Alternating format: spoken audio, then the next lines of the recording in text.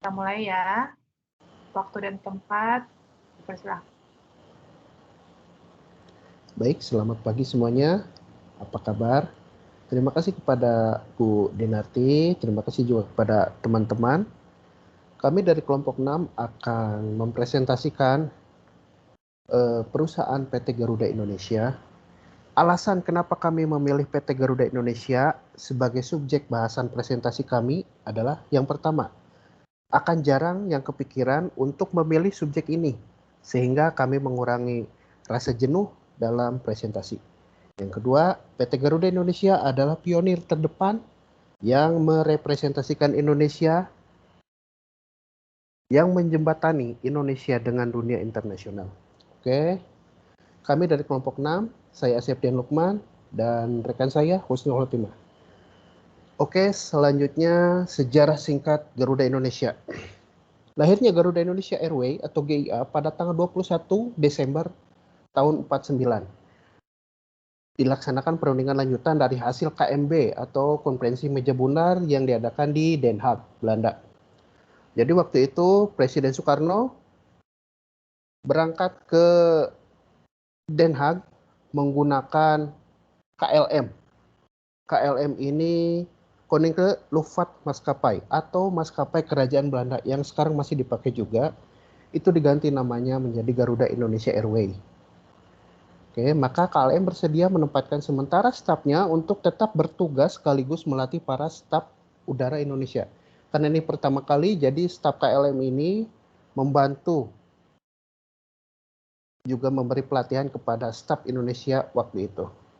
Karena itulah, masa peralihan ini Direktur Utama pertama GIA merupakan orang Belanda, atau namanya Dr. E. Koningberg, armada pertama GIA pertama dan merupakan peninggalan KLM 2B. Kemudian pada tahun 1985, CEO Indonesia Garuda Indonesia, R.A.J. Lumenta, merebranding perusahaan ini menjadi Garuda Indonesia. Jadi tahun 85 dirubah namanya. Oke, next Bu.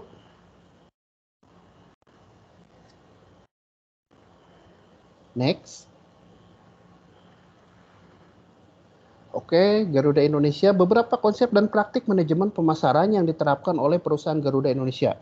Yang pertama, bauran pemasaran. Yang kedua, segmentasi pasar, strategi pemasaran, dan strategi promosi. Next.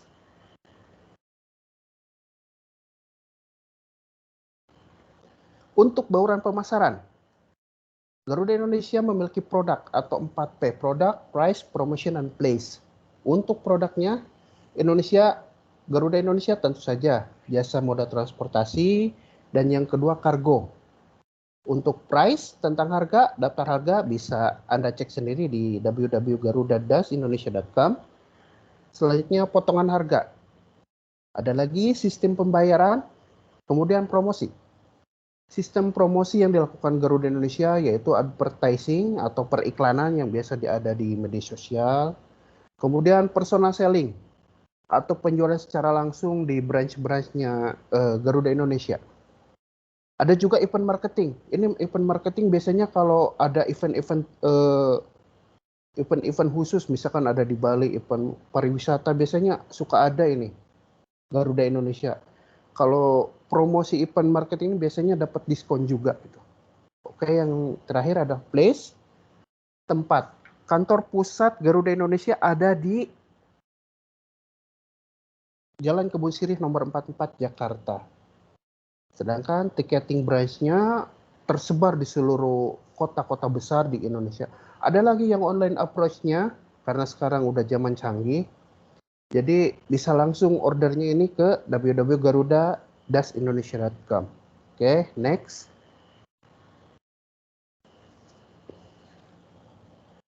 Untuk segmentasi pasar, Garuda Indonesia ada memakai 4 segmentasi. Yang pertama itu segmentasi demografi. Jadi segmentasi demografi ini yang Garuda Indonesia terapkan berusia antara 17 sampai 50 tahun. Dengan pendapatan sekitar 5 sampai 10 juta per bulan. Oke.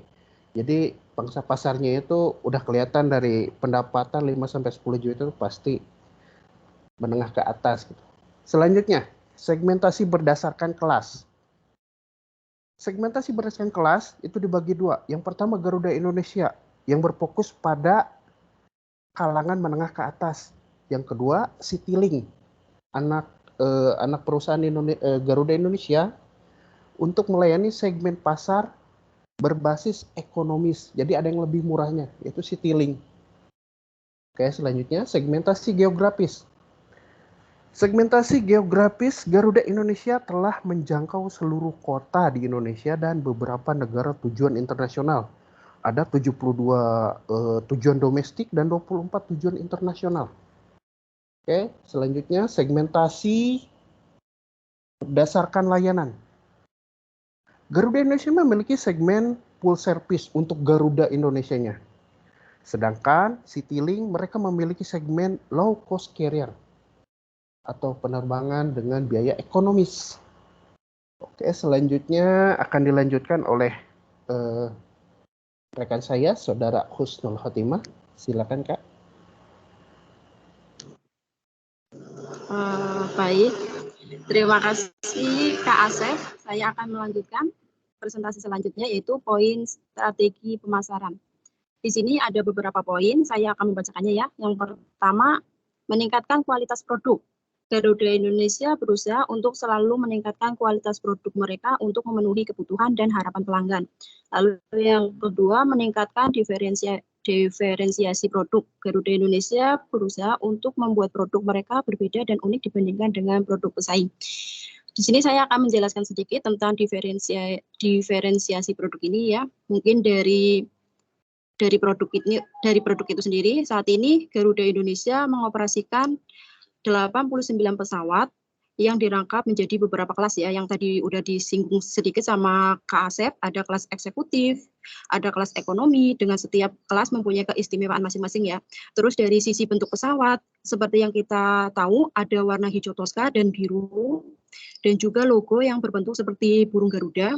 Lalu dari personalia, mungkin dari segi seragam awak kabin wanita, yaitu kebaya yang dimodifikasi terinspirasi oleh batik dengan corak parang. Lalu untuk laki-laki itu ada abu-abu membalut kemeja biru muda dengan unsur grafis, motif, dan warna yang mencerminkan identitas Garuda Indonesia. Lalu dari segi kualitas produk ini dipandang sebagai produk pelayanan nomor 1 di Indonesia. Terbukti bahwa dari sejak tahun 1949 hingga saat ini produk pelayanan jasa ini menjadi nomor 1 di Indonesia sebagai perusahaan penerbangan yang dipercaya dan menjadi citra negara. Lalu ada strategi pemasaran total. Garuda melayani semua segmen pasar yang ada, baik dengan tujuan bisnis, penumpang dengan tujuan wisatawan, maupun dengan tujuan pribadi. Lalu selanjutnya ada meningkatkan usaha promosi. Berbagai upaya promosi untuk meningkatkan penjualan dan memperkenalkan produk mereka ke pasar yang lebih luas. Lalu ada target pemasaran. Garuda Indonesia memiliki target pasar untuk kalangan atas. Hal ini terbukti harga tiket yang jauh lebih tinggi dari kompetitor-kompetitor lainnya, karena kalangan atas lebih mementingkan kualitas layanan yang diberikan. Pasar digital pada tahun 2018, Garuda Indonesia menargetkan peningkatan pertumbuhan pasar digital hingga mencapai 8,35% dengan capaian target transaksi sebesar 242,4 juta US dollar. Next, Bu. Next. Lalu selanjutnya ada poin strategi promosi. Beberapa strategi promosi dan periklanan, diantaranya itu interpersonal communication, yaitu adanya interaksi langsung. Kegiatan ini biasanya ditugaskan untuk karyawan tiketing dan sales representatif yang diterjunkan ke lapangan, yaitu antara penjual tiket ya dan pembeli tiket. Lalu ada mass communication atau komunikasi massa. Strategi promosi kegiatan ini yaitu melalui iklan atau media massa seperti koran dan televisi. Garuda Indonesia menggunakan iklan untuk kegiatan massa pada event atau momen tertentu. Selanjutnya ada iklan promosi khusus dan diskon. Gelar promo khusus selama periode tertentu seperti musim liburan atau acara khusus. Diadakan berbagai penawaran seperti potongan harga tiket, diskon, atau paket wisata perjalanan dengan kemudahan pembayaran yang bekerja sama dengan berbagai bank. Lalu selanjutnya ada iklan multimedia. Pemilihan media meliputi iklan di media cetak seperti brosur, surat kabar, dan majalah. Lalu media sosial seperti Facebook, Instagram, Twitter, dan website resmi. Ada juga blog dan artikel tentang destinasi populer dan tips perjalanan. Lalu ada konten kreatif ya, pembuatan video, pemasaran semenarik mungkin, yaitu tentang layanan, kenyamanan, dan pengalaman penerbangan dengan Garuda Indonesia.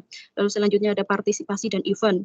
Ikut serta dalam partisipasi dan event, yaitu tadi seperti event musim liburan atau momen khusus ya. Tujuannya untuk memperluas jaringan, fokus pada peningkatan kualitas layanan dan pengalaman pelanggan untuk memastikan bahwa pengalaman penerbangan dengan Garuda Indonesia dianggap positif atau mempunyai feedback yang baik gitu ya.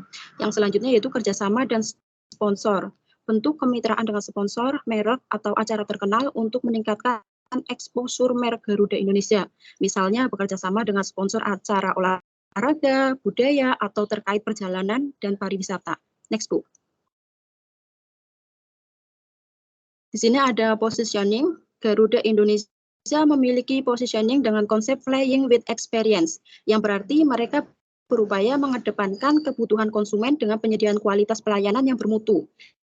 Selain itu, Garuda Indonesia juga memberikan pelayanan terbaik melalui konsep Garuda Indonesia Experience yang mengedepankan Indonesia Hospitality, keramah tamahan, dan kekayaan budaya Indonesia. Next, Bu.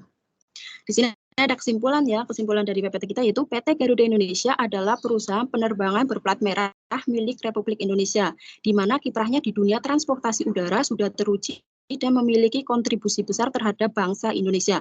Maskapai ini pula merefleksikan jati diri Indonesia sebagai negara yang berbudaya timur yang ramah dan tetap mengedepankan profesionalitas dan modernitas sesuai tuntunan globalisasi persaingan perusahaan transportasi udara. Garuda Indonesia tetap menjadi salah satu maskapai terbaik di Indonesia dan memiliki rating kepuasan tertinggi konsumen kelas menengah ke atas dalam jasa transportasi udara. Lalu ada hashtag, ayo gunakan Garuda Indonesia kalau pulang. Tapi sayangnya saya tidak di-endorse. Lanjut, Bu, next. Untuk mengakhiri presentasi ini, pantun dulu. Izin pantun sebentar ya, Ibu. Di atas pesawat makan nasi, Bang Supri dikejar-kejar Arian Grande. Cakep. Cukup sekian kami presentasi, semoga Bu Dinar ngasih nilai gede. Ya. Cukup sekian, terima kasih Ibu.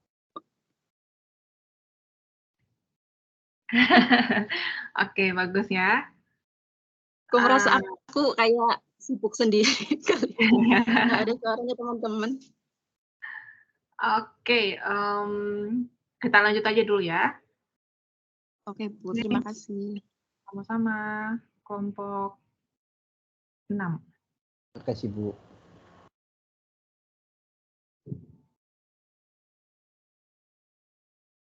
Lanjut kelompok 13 ya.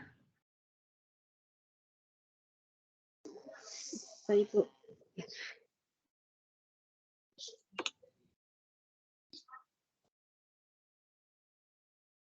Habis ini kelompok 8, baru kelompok 10. Habis itu berurut ya. Kembali berurut.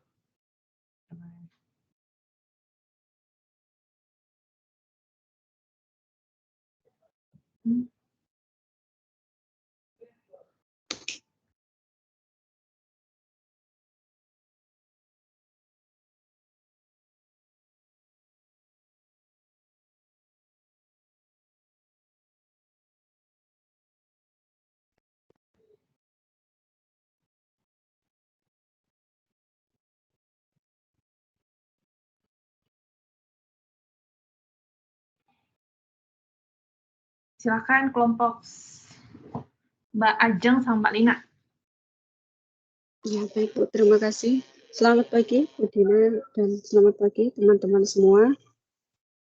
Kami dari kelompok 13, Kak Ajeng Nesa Melantina dan saya sendiri Lina akan mempresentasikan manajemen pemasaran Apple INC. Alasan kami memilih perusahaan ini adalah karena perusahaan ini sangat terkenal. Dan secara singkat Apple INC, mohon maaf sebelumnya karena hanya menuliskan ininya saja tidak lengkap. Dikutip dari situs kumparan.com, Apple Inc. didirikan oleh Steve Jobs, Steve Wozniak, dan Ronald Wayne pada tanggal 1 April 1976 di California, Amerika Serikat. Lalu pentingnya manajemen pemasaran dalam kesuksesan perusahaan, yaitu salah satunya dengan merek Apple itu sendiri yang sangat terkenal. Pengenalan dan citra merek atau upaya pemasaran sangat membantu membangun kesadaran merek dan citra yang kuat. Lalu strategi pemasaran Apple berfokus pada pengalaman pelanggan. Pengalaman pelanggan yaitu seperti desain yang sangat friendly, gitu, produk yang dirancang dengan antarmuka dan intuitif, lalu konsistensi terintegrasi atau layanan pelanggan dengan layanan seperti Apple Care. Kemudian desain produk yang inovatif. Desain produk yang inovatif seperti misalnya sederhana dan elegan, fokus pada pengalaman pengguna. Seterusnya kampanye iklan yang kuat. Kampanye iklan yang kuat di sini biasanya Apple menampilkan tokoh-tokoh terkenal dunia untuk menekankan nilai-nilai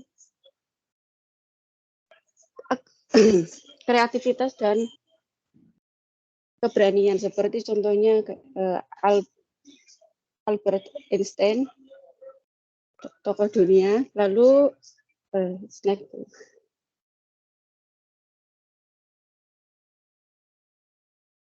selanjutnya, lalu citra merek Apple, pembentukan citra merek Apple yang kuat. Citra merek Apple yang kuat yaitu seperti desain yang memukau. Apple terkenal dengan desainnya seperti elegan dan minimalis.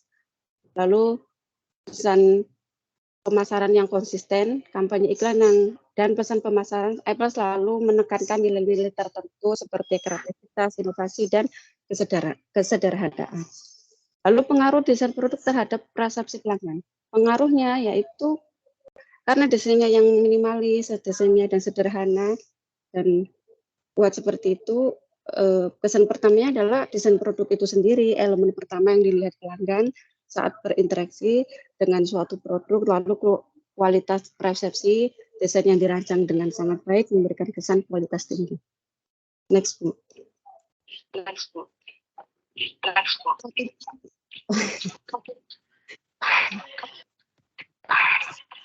Penempatan produk.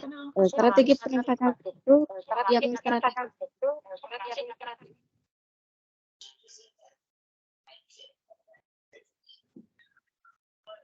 mohon maaf, suara saya kayak kedengaran sendiri, mantul, mohon maaf. Penempatan produk yang strategis di pasar, yaitu segmen pasar tertentu. Apple memilih segmen pasar dengan daya beli tinggi atau menyoroti keunggulan kualitas dan desain produk. Harga premium, yaitu strateginya menempatkan produknya sebagai barang mewah dengan nilai yang tinggi. Itu membantu dalam menciptakan persepsi nilai dan kualitas yang tinggi. Lalu inovasi dalam produk. Produk-produk Apple selalu menciptakan tren baru dan menghadirkan inovasi. Ini memberikan alasan bagi konsumen untuk memilih produk Apple, bahkan dengan harga yang sangat tinggi. Selanjutnya, keberhasilan Apple dalam membangun ekosistem produk. Keberhasilan Apple dalam membangun ekosistem produk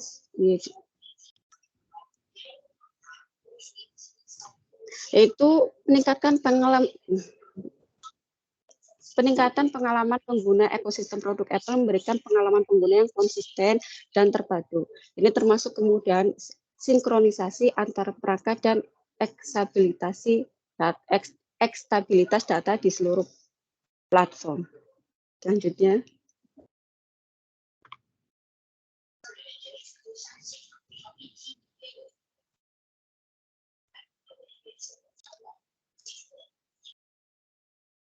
konsep harga premium. Mengapa Apple menggunakan konsep harga premium? Karena kualitas dan inovasi. Produk Apple terkenal karena kualitas tinggi dan inovasi. Tentu harganya, istilahnya harga tidak ada harga ada rupa. Hubungan antar harga dan persepsi nilai pelanggan. Hubungannya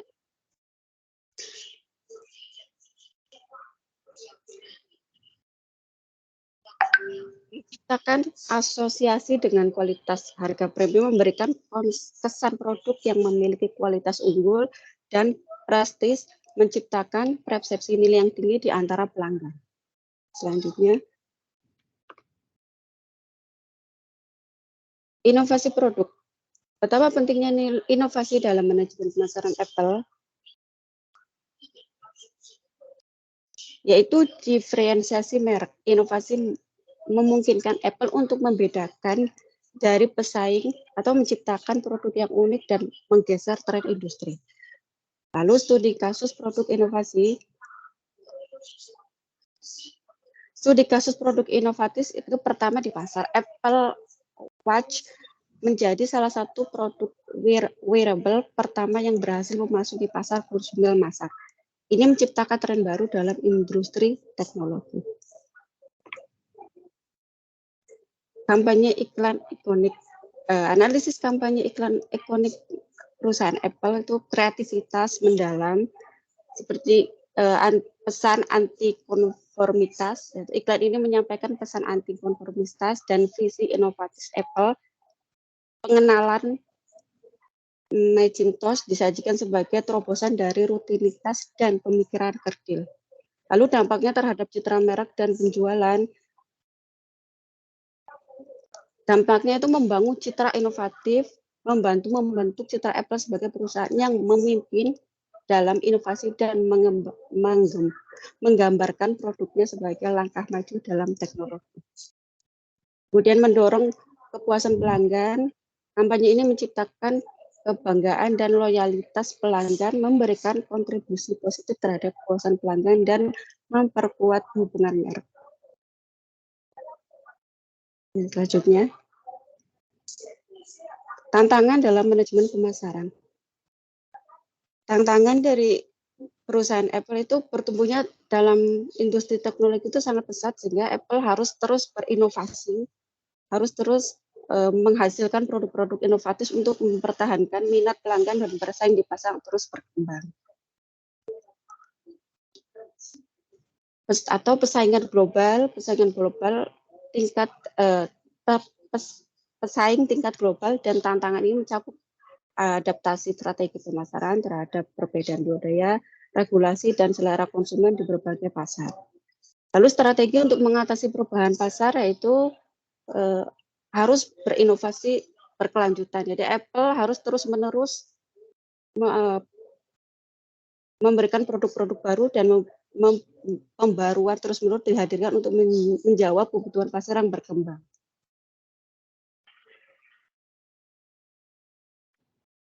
Kesimpulannya yaitu menekankan kembali pada kunci keberhasilan manajemen pemasaran Apple, yaitu ya tetap inovasi tanpa henti, ekosistem produk terintegrasi, desain yang menarik, harga premium, dan serta kampanye iklan, serta manajemen citra merek. Lalu apa yang dapat dipelajari oleh pesaing lain? Prioritaskan inovasi. Perusahaan lain dapat belajar untuk memprioritaskan inovasi dalam mengembangkan produk dan layanan mereka, menggali ide-ide baru untuk tetap relevan di pasar yang berubah. Kemudian buat ekosistem produk integrasi, membangun ekosistem produk yang berintegrasi dapat meningkatkan ketertarikan pelanggan dan memberikan nilai tambah kepada pengguna. Terima kasih, Bu. Oke, terima kasih kelompok 13. Baik, terima kasih.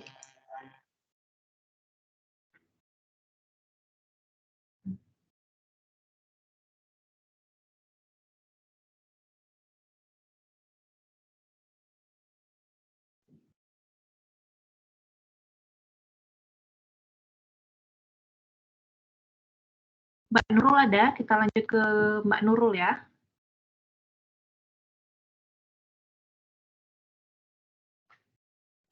Ada Bu, Sunanti. Udah bisa Bu? Udah ada, tapi loading dia. Iya.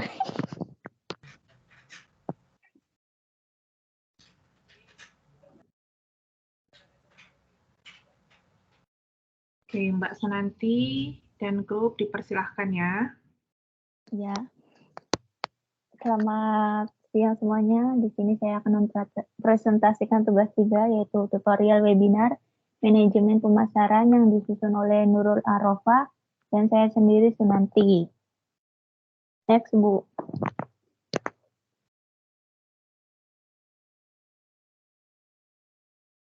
Di sini saya akan membahas marketing mix Unilever Tbk. Saya akan menjelaskan sedikit tentang perusahaan Unilever. PT Unilever Tbk adalah perusahaan Indonesia yang merupakan anak perusahaan dari Unilever, merupakan salah satu perusahaan penanaman modal asing terbesar di Indonesia.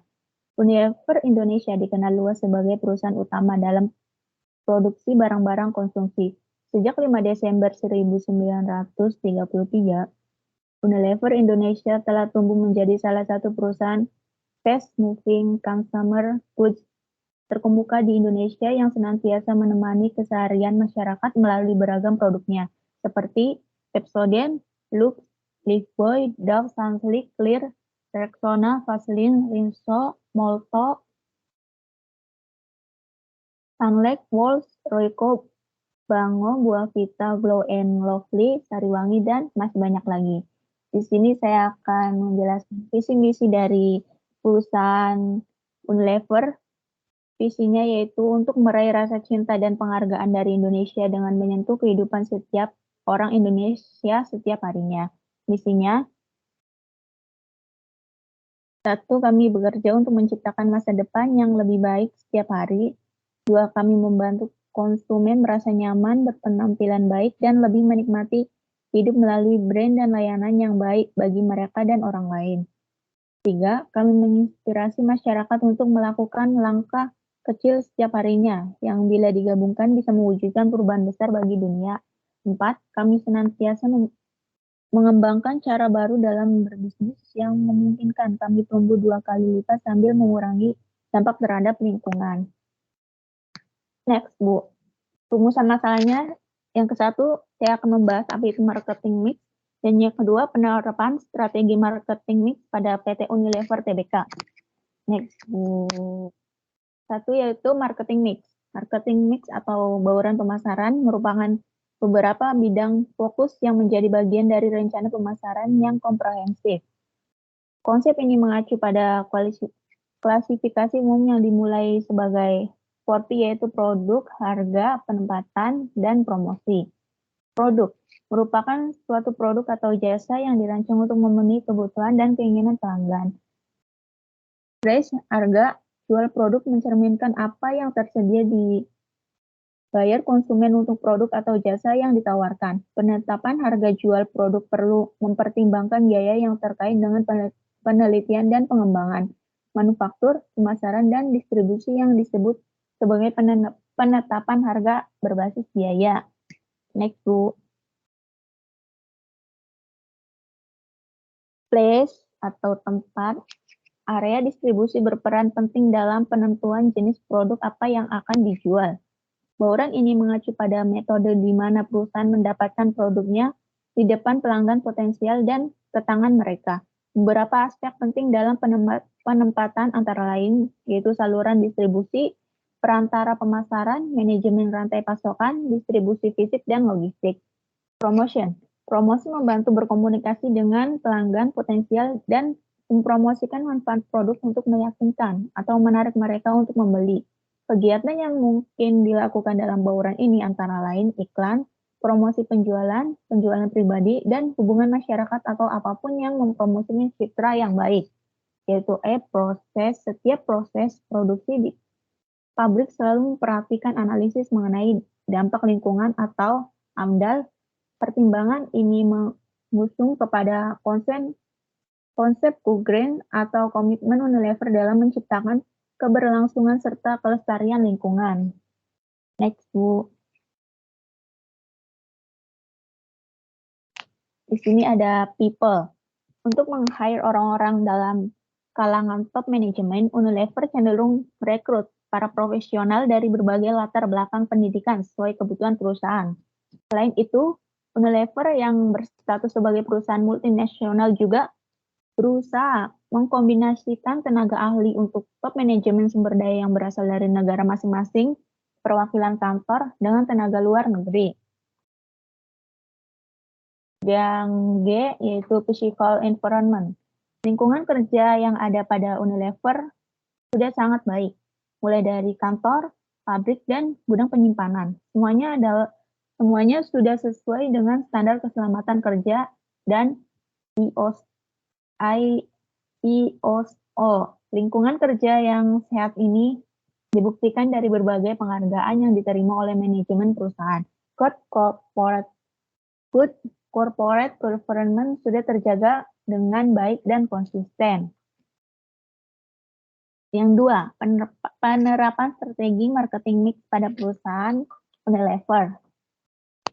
Perusahaan Unilever adalah perusahaan multinasional yang memproduksi barang konsumen memenuhi kebutuhan akan nutrisi, kesehatan, dan perawatan pribadi sehari-hari dengan produk-produk yang membuat para pemakainya merasa nyaman, berpenampilan baik, dan lebih menikmati kehidupan. Perusahaan Unilever memiliki lebih dari 40 merek yang dikenal dan dicintai oleh masyarakat seperti Lifebuoy, Sunlight, Banggo, Rexona, Sariwangi, Glow & Lovely, dan Glovita. Bauran pemasaran Unilever mempertimbangkan berbagai perbedaan dan variasi produk di antara pasar di seluruh dunia. Bauran pemasaran atau 4P, Product Place, Promotion, dan Price, ini mencerminkan kombinasi strategi bisnis yang dirancang untuk menangkap target pasar. Next, Bu. Bauran pemasaran perusahaan Unilever. Salah satunya ada produk. Bagian bauran pemasaran ini mengidentifikasi output perusahaan yang secara kolektif dikenal sebagai bauran produk. Fokus produk sasaran adalah makanan, minuman, perawatan rumah tangga, dan perawatan diri yang menyasar segala kalangan. Contohnya yaitu ada produk makanan dan minuman, ada kecap Banggo yang sebelumnya saya sebutkan yaitu Royco, Glovita, Sariwangi. Produk perawatan tubuh ada Vaseline, Lux, Dove, dan Sunflick. Dan produk es krim Unilever ada Cornetto Mochi, dari Fuku, Cornetto Unicron, Walls Solero, dan Walls Magnum. Next, Bu.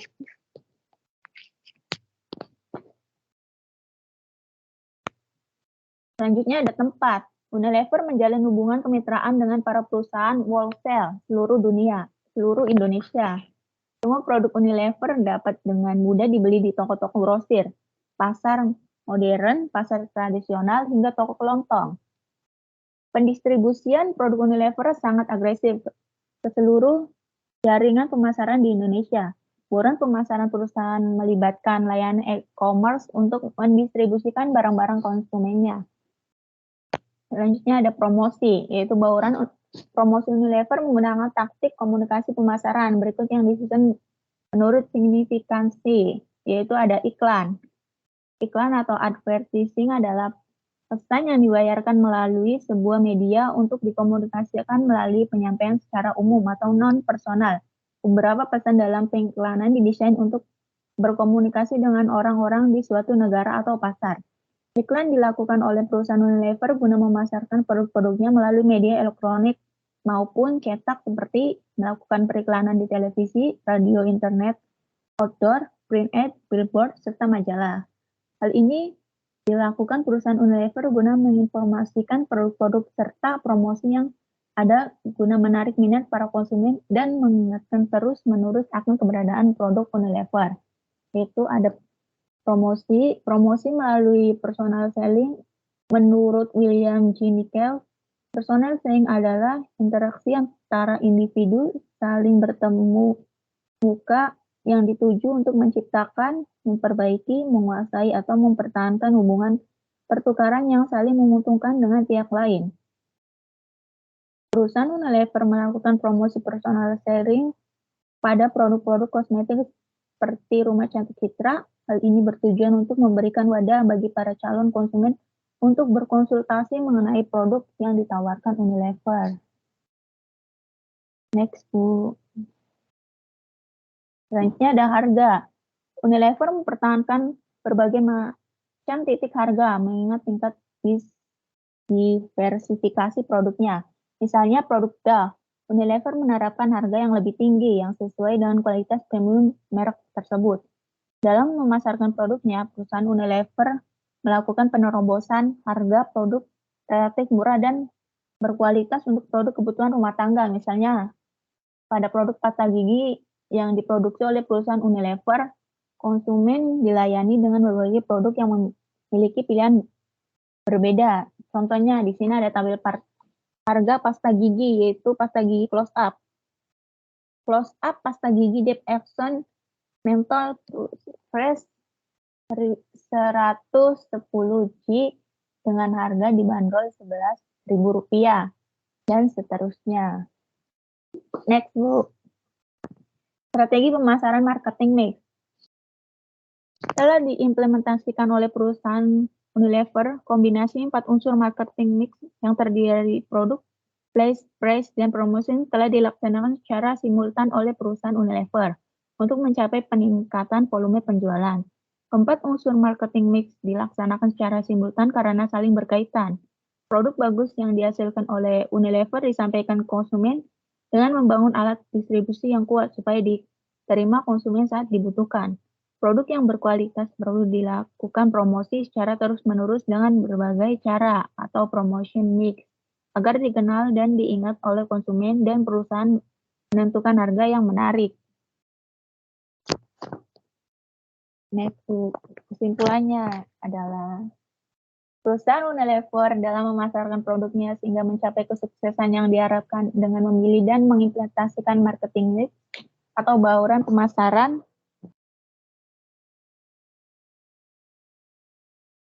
yang unsurnya terdiri price, produk dan place, dan promotion. Perusahaan menetapkan harga produk yang bersaing dan dapat dijangkau konsumen, menjaga kualitas produk yang dapat memuaskan konsumen dan menjadikan konsumen terus kembali membeli produk tersebut. Perusahaan melakukan diversifikasi produk untuk memenuhi kebutuhan konsumen. Perusahaan membangun keakraban dengan pemasok sehingga pemasok mengirim produk di pasar tepat saat produk dibutuhkan konsumen. Promosi mix dilakukan secara terus-menerus untuk mengenalkan produk dan mengingat konsumen akan produk Unilever. Terima kasih. Sekian presentasi dari saya. Terima kasih.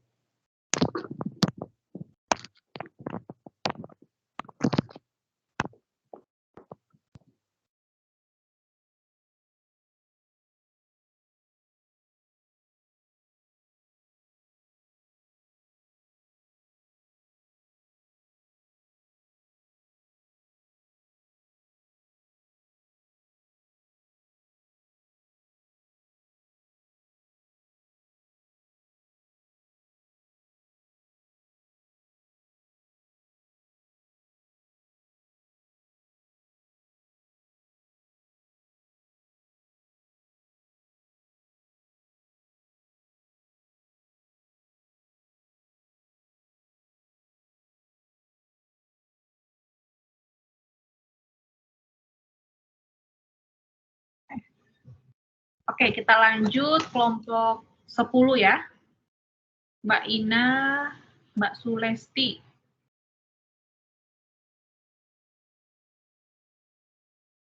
Siap, Mbak Bu. Ina dan Sulesti. Oke. Waktu dan tempat dipersilakan. Oke. Layarnya belum dibagi ya, Bu? Oke. Di sini saya dari kelompok 4 ingin mempresentasikan tentang strategi distribusi Coca-Cola. Saya dari kelompok 4, saya sendiri Ina Sobania dan rekan saya Sulesti. Oke, pertama, maaf Bu, layarnya belum kelihatan ya Bu.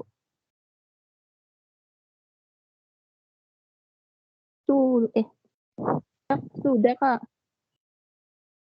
Sudah. Oh, di HP saya nggak kelihatan.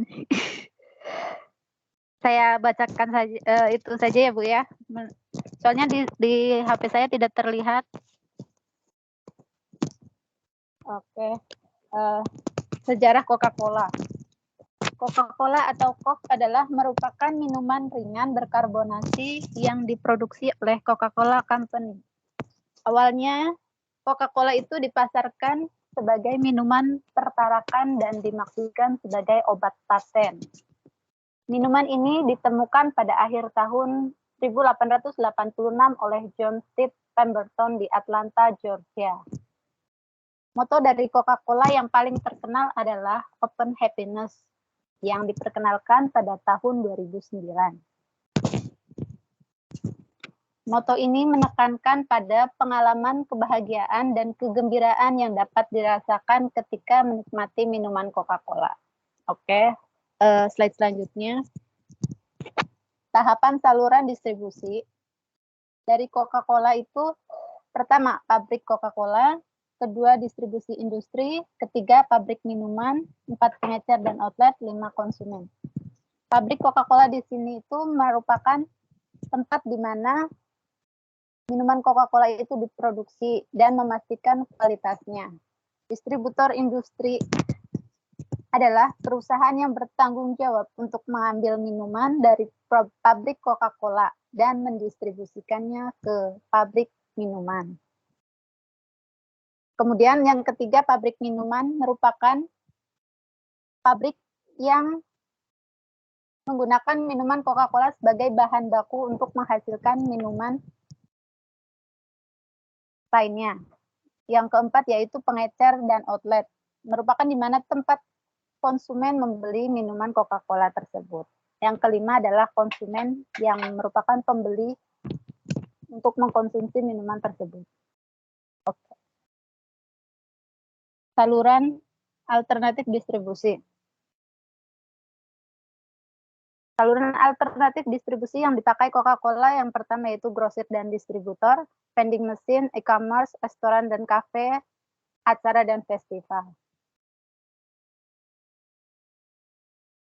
Grosir dan distributor merupakan orang yang bertanggung jawab mengambil minuman dan Coca-Cola tersebut. Sedangkan vending machine itu mesin yang digunakan di berbagai lokasi seperti stasiun kereta api, bandara, dan tempat umum lainnya.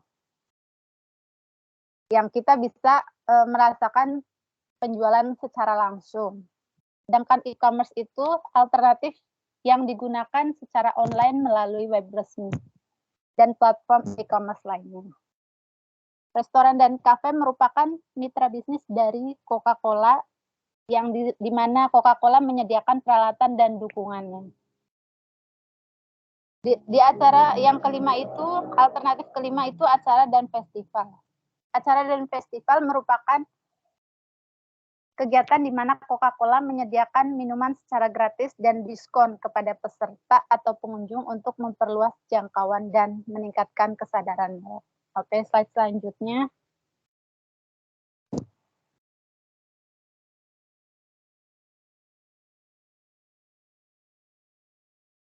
Slide selanjutnya, tren yang berdampak pada manajemen saluran. Pada manajemen saluran terdapat beberapa tren yang memungkinkan untuk perusahaan mengembangkan menjadi lebih baik lagi. Salah satunya yaitu perubahan preferensi konsumen, perkembangan teknologi, peningkatan permintaan dalam negeri, kesadaran lingkungan dan keberlanjutan, serta perubahan dalam perilaku pembelian. Jenis-jenis dari Coca-Cola diantaranya yang kita tahu itu seperti Diet Coke, Sprite, Fanta, Minute Maid, Permade, Powerade, Dasani, dan sebagainya. Slide selanjutnya. Beberapa keuntungan yang dipakai Coca-Cola dengan menggunakan perantara diantaranya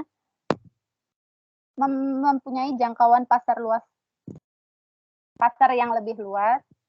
Yang kedua, efisiensi distribusi. Ketiga, promosi dan pemasaran. Keempat, adanya pengetahuan pasar lokal. Pemilihan saluran distribusi merupakan faktor yang mempengaruhi keputusan perusahaan untuk menggunakan perantara dalam distribusi produk. Di antaranya yaitu tujuan pasar, jangkauan geografis, infrastruktur distribusi, keinginan konsumen, persaingan tren, industri, dan biaya dan efisiensi. Selanjutnya, strategi distribusi berdasarkan intensitasnya. Di sini strategi distribusi yang dipakai oleh Coca-Cola ada 3, yaitu distribusi intensif, distribusi selektif, dan distribusi eksklusif. Distribusi intensif merupakan strategi yang melibatkan penempatan produk Coca-Cola sebanyak mungkin, dengan tujuan untuk memastikan ketersediaan produk yang luas dan mudah diakses oleh konsumen. Yang kedua, distribusi selektif. Distribusi ini yaitu distribusi dengan strategi yang melibatkan penempatan Coca-Cola di titik penjualan yang dipilih secara hati-hati. Tujuannya yaitu untuk memastikan produk terdapat di tempat yang relevan dan sesuai dengan target pasar. Yang ketiga, distribusi eksklusif. Strategi ini melibatkan penempatan produk di mana titik penjualan yang terbatas dan eksklusif, dengan tujuan untuk menciptakan kesan eksklusivitas dan meningkatkan nilai produk di mata konsumen.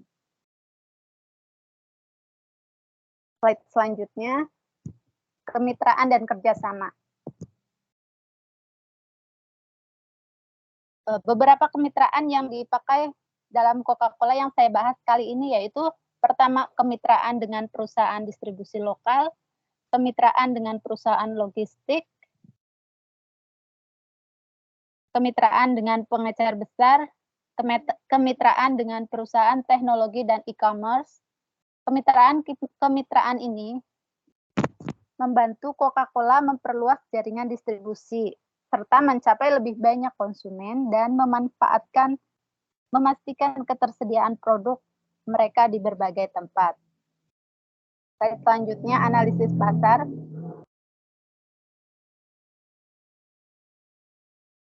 Melalui analisis pasar yang komprehensif, Coca-Cola dapat memahami tren dan preferensi konsumen yang mempengaruhi strategi distribusi mereka. Analisis tersebut yaitu berupa preferensi rasa dan varian produk. Yang kedua, perubahan gaya hidup dan kebutuhan konsumen. Yang ketiga, perubahan demografi. Keempat, perkembangan teknologi dan e-commerce, analisis geografis. Yang keenam, analisis persaingan. Slide selanjutnya, strategi distribusi.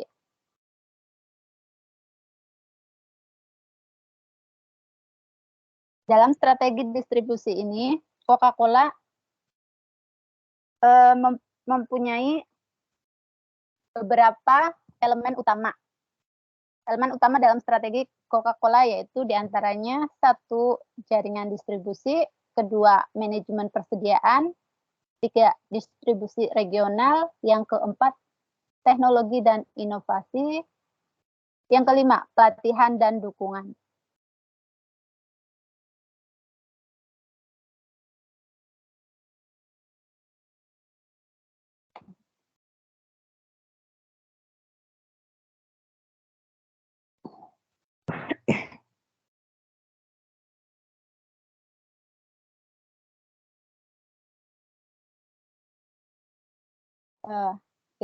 Di dalam strategi distribusi ini terdapat beberapa rantai pasokan, di mana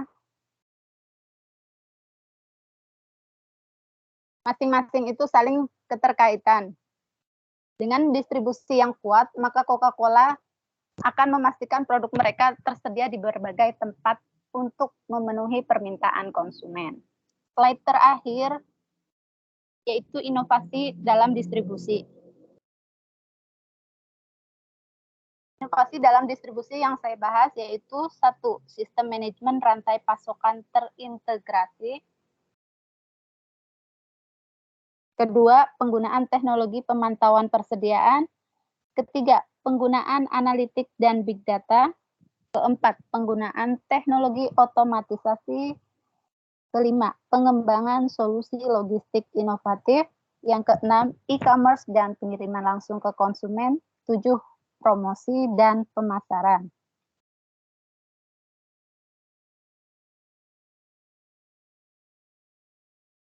Demikian.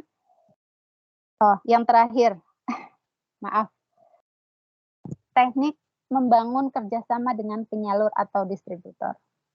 Di sini Coca-Cola memberikan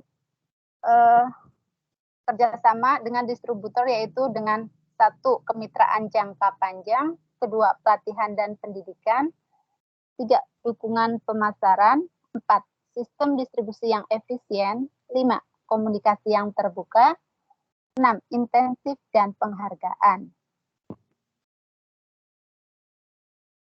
Demikian slide yang terakhir, yaitu seperti yang dalam iklan dikatakan bahwa hidupkan semangatmu bersama. Terima kasih. Maaf, di layar tidak. Baik, terima kasih kelompok 10.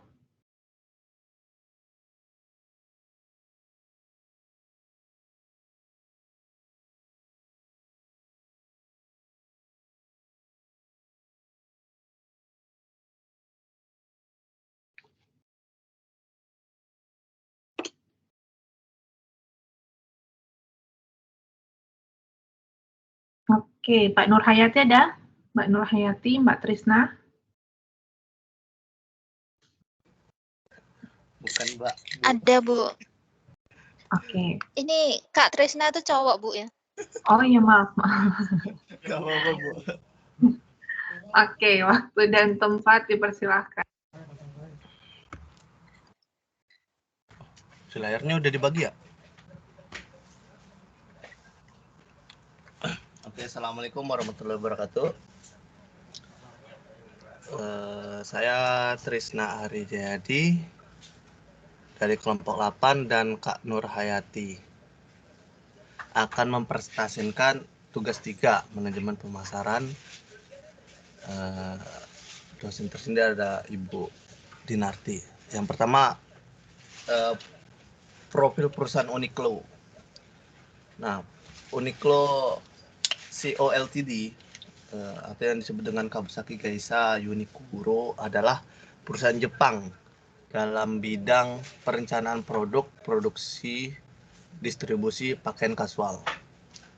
Perusahaan ini membuka toko eceran pakaian kasual dengan merek Uniqlo. Kantor pusat Uniqlo di Sayama, Kota Yamaguchi, Prefektur Yamaguchi. Meskipun demikian, fungsi kantor pusat dipegang oleh kantor Tokyo di Midtown Tower, Akasaka, Minato, Tokyo. Uniqlo CO Ltd adalah anak perusahaan dari Fast Retailing.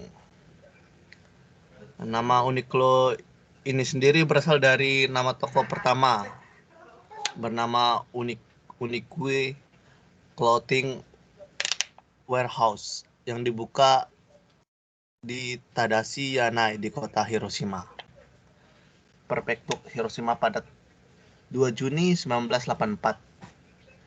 Konsep tokonya sebagai sebuah gudang raksasa dengan pilihan konstan.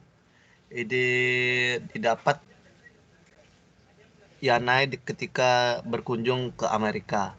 Ia mengunjungi koperasi universitas yang ramai dikunjungi remaja karena menjual pakaian kasual berharga murah seperti orang-orang membeli majalah.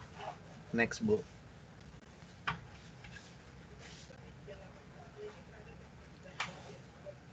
Yang pertama, manajemen pemasaran Uniqlo. Bagaimana analisis situasi pemasaran Uniqlo? Di sini saya akan menjelaskan 3 analisis situasi pemasaran Uniqlo. Yang pertama ada 4P.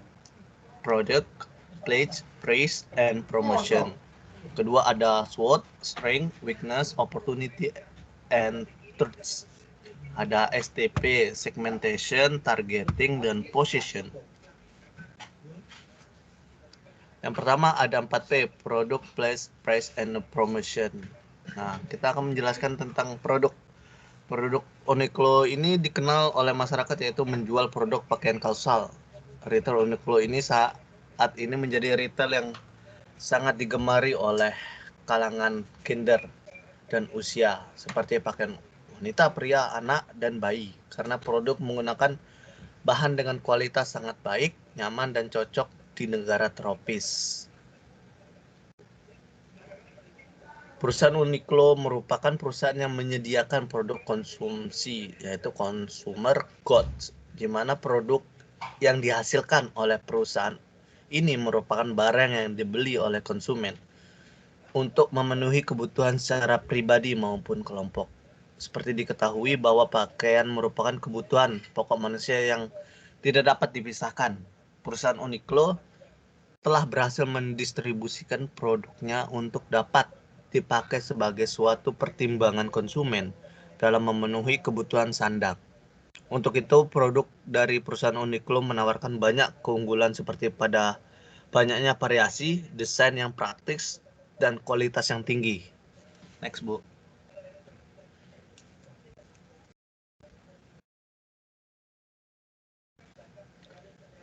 Nah, di sini pakaian dapat diakses oleh semua orang dan berusaha menghadirkan kehangatan, desain yang lebih baik, terus berinovasi dengan kualitas yang lebih baik sehingga dapat menarik bagi semua orang.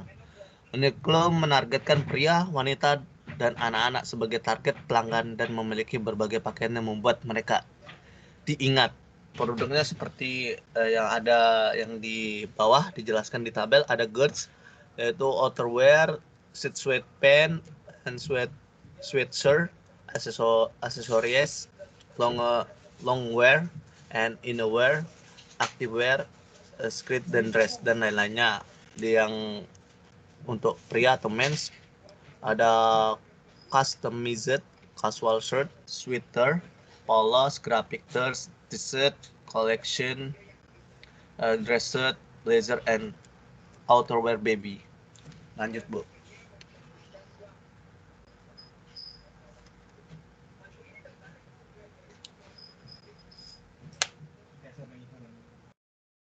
Ada aksesoris one piece seperti yang saya udah jelaskan. Nah, di samping kanan mungkin teman-teman bisa lihat ada sebagian daripada contoh gambar dari pakaian dari Uniqlo seperti yang dijelaskan di gambar, yang dilihat di gambar. Oke, lanjut, Bu.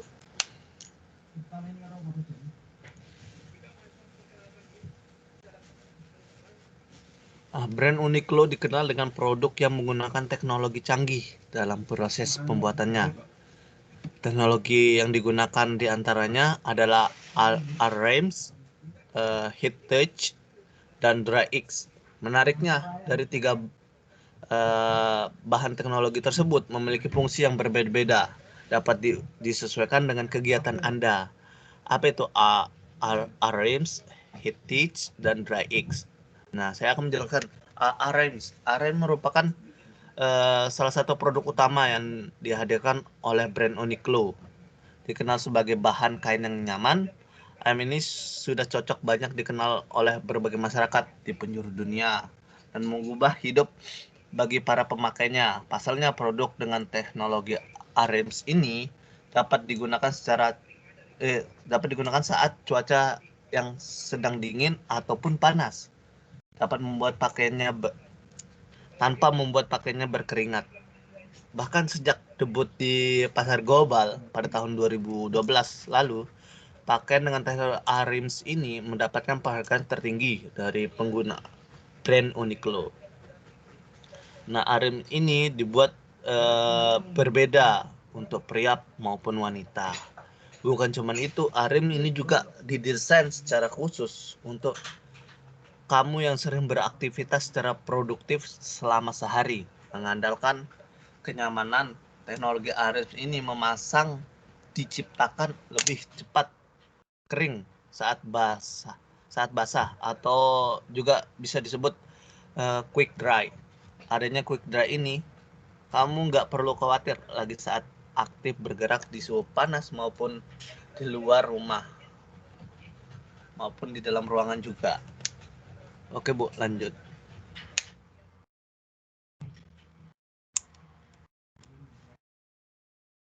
Nah, yang kedua ada bahan heat teach.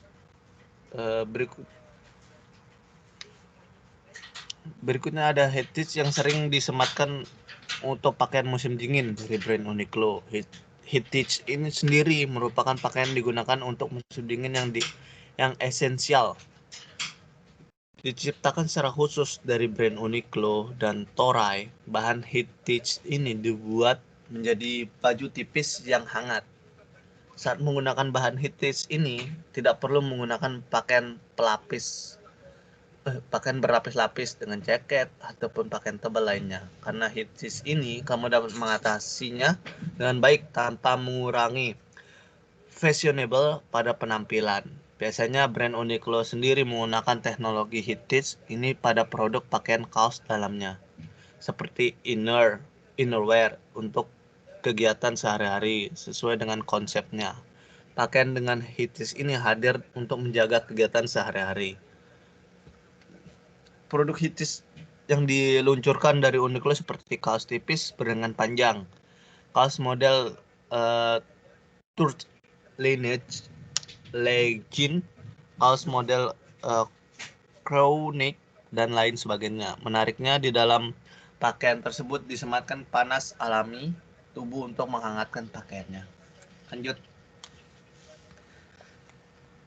Next Bu.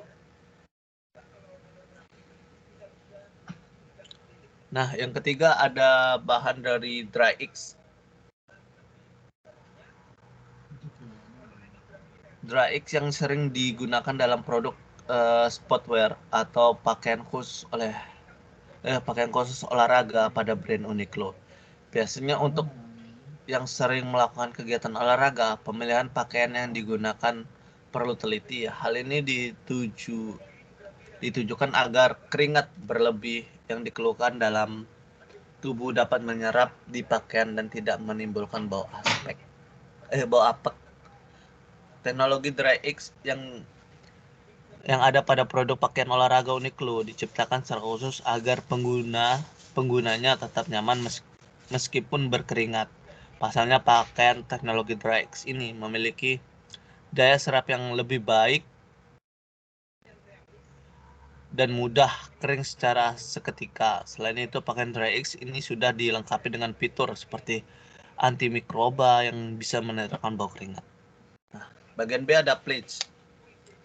Mungkin tidak terlalu banyak dalam pleats ini karena udah ada sejarahnya. Uniqlo memulai operasinya dari UB di Yamaguchi, dan dengan waktu menyebar operasinya di beberapa bagian dunia. Markas besarnya terletak di Menara Midtown di Tokyo.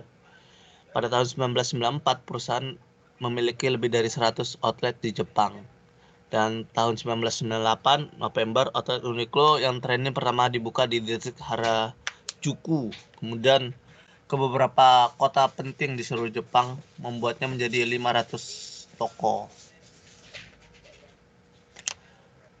Nah, Uniqlo memisahkan diri dari perusahaan induknya dan mendirikan perusahaan lain, Fast Retailing Apparel Co. Ini memulai operasinya dari Cina pada tahun 2002, membuka outletnya di Shanghai, Cina, bersama dengan 4 toko lain di luar Cina di London, Inggris. Tahun 2005 menyaksikan gerai di Amerika, Korea Selatan, Bangladesh, Kanada, Jerman, Prancis, Singapura, dan di Taiwan. Pada akhir Agustus 2017, perusahaan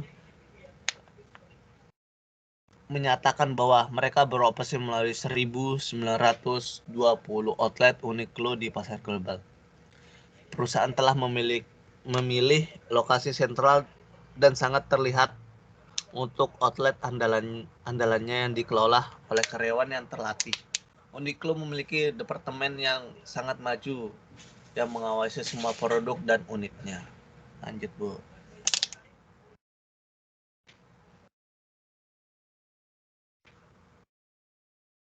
Nah, ada price. Uniqlo memiliki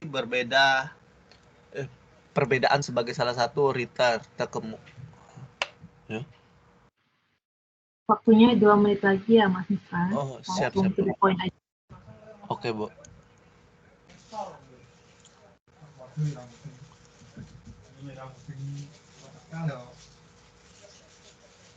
Nah, Uniqlo Price untuk meningkatkan langkahnya perusahaan menawarkan produknya dengan potongan harga. Ini telah menghasilkan peningkatan agar penjualan dan pada akhirnya menyebabkan pendapat yang lebih besar dan margin laba tinggi. Yang terakhir ada promotion. Uniqlo menampilkan iklannya ditampilkan melalui koran, majalah, baliho, dan selebaran. Ada juga Uniqlo menyadari dampak besarnya ada platform media sosial yang membuat media digital pada pola pikiran konsumen. Ini mengirim SMS berskala pelanggan reguler. Diskon juga ditawarkan sebagai bagian daripada pemasaran. Dan Uniqlo menawarkan promo mingguan kepada pelanggan yang legurenya dan telah lanjut, Bu.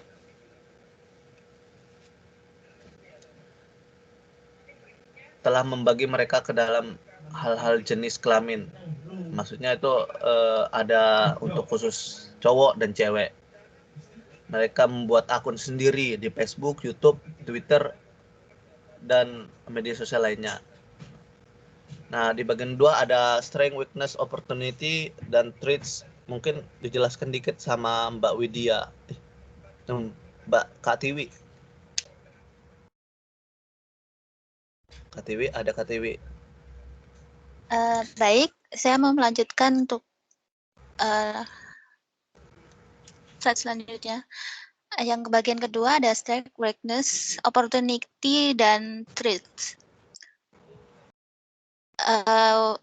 Yang A, threat atau kekuatan. Lokasi store Uniqlo sangat strategis karena berada di tempat perbelanjaan atau mall besar. Yang kedua, harga baju di Uniqlo sangat terjangkau dibanding brand lainnya dan sesuai dengan SAS middle to high. Kualitas bahan di Uniqlo juga sangat bagus, cocok untuk segala usia. Selain kaos, blus, dan celana jeans, Uniqlo juga menjual baju tidur, coats, baju anak, dalaman, yaitu ada tank top, celana pendek, dan legging. Yang terakhir, warna baju dikeluarkan oleh Uniqlo adalah warna-warna soft sehingga cocok untuk orang yang tidak senang dengan warna yang mencolok. Next, Bu. Yang B, weakness atau kelemahan. Model baju Uniqlo jarang update sehingga sebagian konsumen merasa bosan dengan model baju seperti itu. Yang C, opportunity atau peluangan. Warna, model, serta ukuran baju Uniqlo cocok untuk segala umur. Pelayanan yang ramah ketika memasuki store, kita sebagai customer disambut dengan ramah oleh pekerja di Uniqlo. Yang terakhir, memiliki prinsip customer satisfaction atau kepuasan pelanggan. Yang D, threat, ancaman. Lokasi Uniqlo juga berdekatan dengan store pesaingnya seperti H&M, membuat bagian pelanggan tetap mau datang dan berbelanja di Uniqlo dan menjadi loyal customer. Yang ketiga, segmenting, targeting, dan position Uniqlo. Segmenting yang di geografis, berdasarkan hasil analisis bahwa pemasaran Uniqlo terfokus pada daerah perkotaan atau urban area. Hal ini terlihat pada persebaran store yang berada di lokasi kota-kota besar di Indonesia. Penempatan lokasi store terbesar pada area Central Business District. CBD adalah pusat bisnis dan komersial atau niaga atau perdagangan yang menjadi salah satu inti di suatu kota atau perkotaan. Area itu menjadi store Uniqlo berada pada mall. Area itu menjadi pusat kegiatan finansial di mana transaksi usaha terjadi dengan cepat dan dengan jumlah yang cukup besar setiap hari. Dan kebanyakan store Uniqlo berada pada mall-mall yang merupakan tempat yang ramai pengunjung. Next, Bu. Berikut mall-mall di Indonesia yang ada gerai Uniqlo-nya, bisa dilihat di tabel. Next, Bu.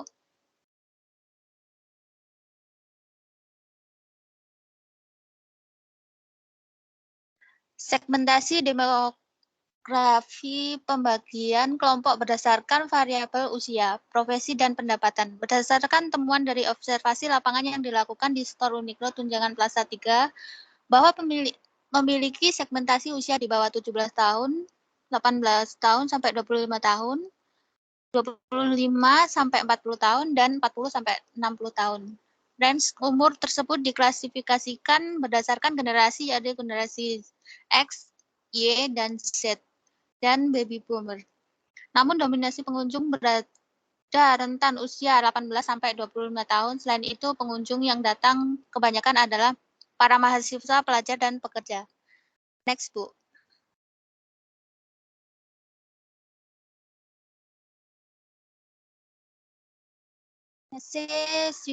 Psikografis. Berdasarkan hasil dari analisis secara psikografis, pengelompokan kedatangan pengunjung dibagi menjadi weekday dan weekends. Ketika weekend, jumlah pengunjung relatif tidak ramai, namun pada weekday, kedatangan pengunjung yang cukup ramai yaitu kisaran jam 11 sampai jam 2 waktu makan siang dan jam 6 sampai jam 8 waktu pulang kerja.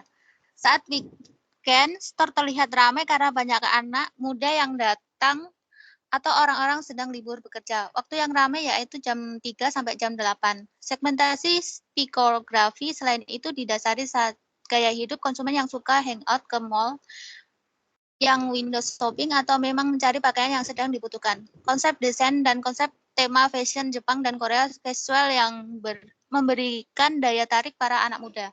Hal tersebut menunjukkan segmentasi psikografi para pengunjung, yaitu style fashion yang berkiblat pada negara Asia Timur tersebut. D. Tingkah laku. Segmentasi berdasarkan tingkah laku didasari oleh manfaat dari suatu produk tersebut yang dapat dilihat dari beberapa faktor yang mempengaruhi kedatangan konsumen dan sesuatu faktor konsumen kenapa tidak membeli produk tersebut. Uniqlo sebagai tempat pilihan beberapa konsumen karena mereka ingin mencari penampilan yang unik, nyaman, dan style yang mereka harapkan.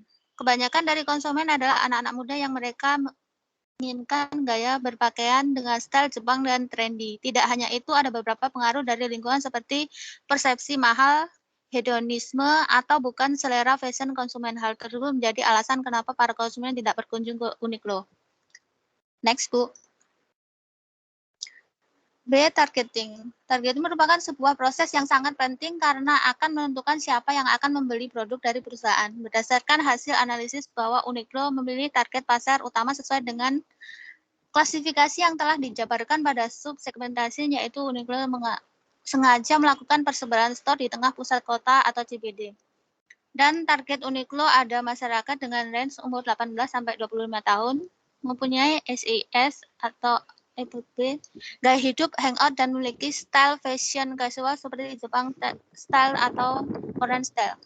Positioning berdasarkan hasil analisis bahwa Uniqlo dapat bersaing dengan menawarkan pakaian penuh gaya dengan harga terjangkau namun dengan kualitas lebih tinggi daripada pesaing, dan memasarkan kain fungsional setelah disesuaikan dengan kondisi tiap negara yang berteknologi tinggi. Uniqlo memberikan ciri khas pada produknya yang telah terlihat pada model pakaian dan warna yang dipilih, bahkan desain baju yang ingin berusaha mengalahkan top brand pesaing kuatnya yaitu H&M dan Zara. Uniqlo merupakan singkatan dari Unique Clothing, yang mana produk-produk ini dari lini bisnis clothing yang dihasilkan dan dimiliki keunikan tersendiri. Uniqlo ini menawarkan pakaian casual yang mengedepankan eksplorasi gaya sesuai dengan kepribadian dan kreativitas pada padu padan selain kualitas bahan yang mengutamakan kenyamanan bagi pengguna. Uniqlo menawarkan pakaian yang masa kini, variasi gaya disukai oleh kalangan anak muda yang memiliki kualitas yang baik. Next, Bu.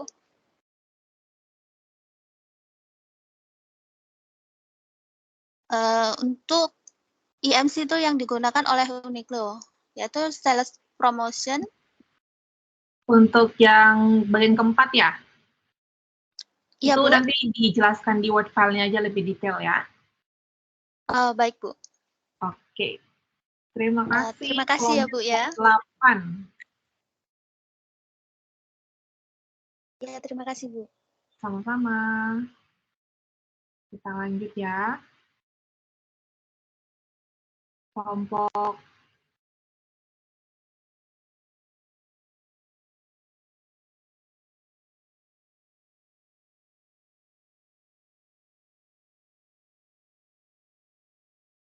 kelompok 3 ya. Mbak Roro ada? Iya, Bu. Habis Mbak Roro, kelompok berapa? 8. Bukan. Kelompok 2 kapan, Bu? Habis yang kedua setelah ini ya. Oh iya. Oke, waktu dan tempat dipersilahkan.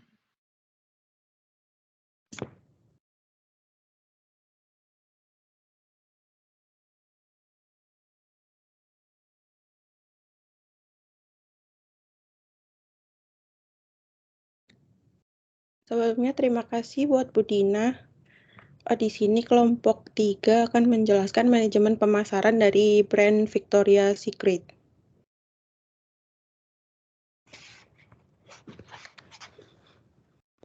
Jadi sejarah Victoria's Secret itu ditemukan oleh Roy Raymond atas dasar karena dia itu sempat menemani istrinya untuk membeli pakaian dalam, tapi kurang ramah bagi pria karena harus bercampur dengan banyak orang.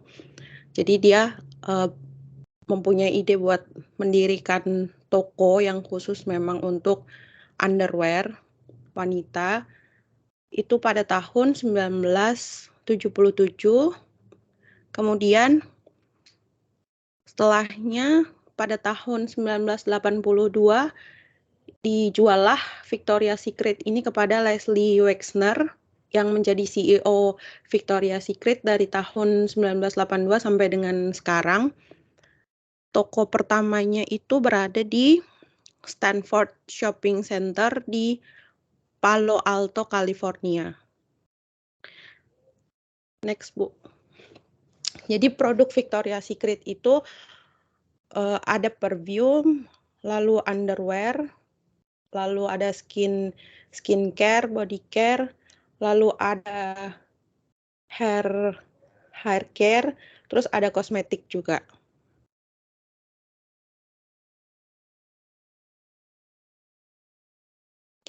Konsep pemasaran Victoria's Secret yaitu konsep pemasarannya sangat terkait erat dengan citra yang mereka bangun seputar kecantikan, daya tarik, serta kepercayaan diri.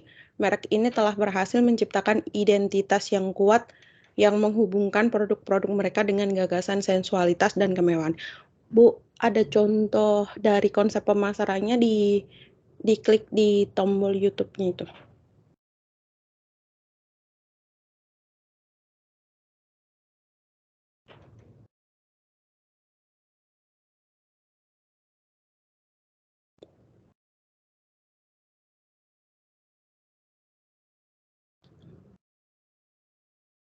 Jadi di sini ada video yang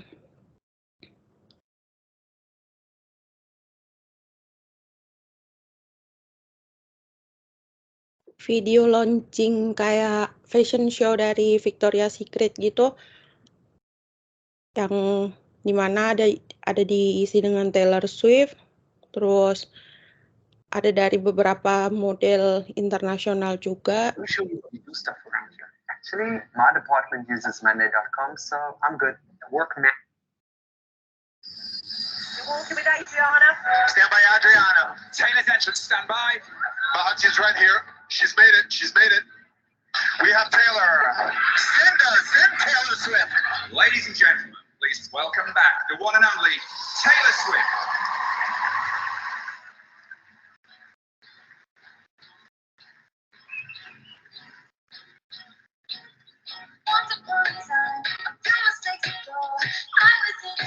Mungkin cuma sepanjang kan kayak mencontohkan kalau kunci dari konsep pemasaran mereka itu ada penciptaan citra sensualitas dan kemewahan, terus ada dari eksklusivitas, terus mereka itu identik dengan kayak mewah, glamor kayak gitu. Boleh di next, Bu. Terus strategi pemasaran Victoria's Secret. Strategi pemasarannya berfokus pada peningkatan citra merek melalui kampanye iklan yang menggabungkan glamor, mode, dan keanggunan. Mereka juga aktif dalam pemasaran sosial media untuk berinteraksi dengan pelanggan dan meningkatkan kesadaran merek, serta juga berkolaborasi dengan beberapa artis, contohnya seperti Gigi Hadid, Camila Cabello, Mariah Carey. Di sosial media, yang seperti orang banyak ketahui di Instagram juga ada, lalu ada di konten marketing, mereka selalu bikin konten, lalu ada influencer marketing yang terbaru ini, mereka ada kolaborasi dengan seriesnya Mariah Carey.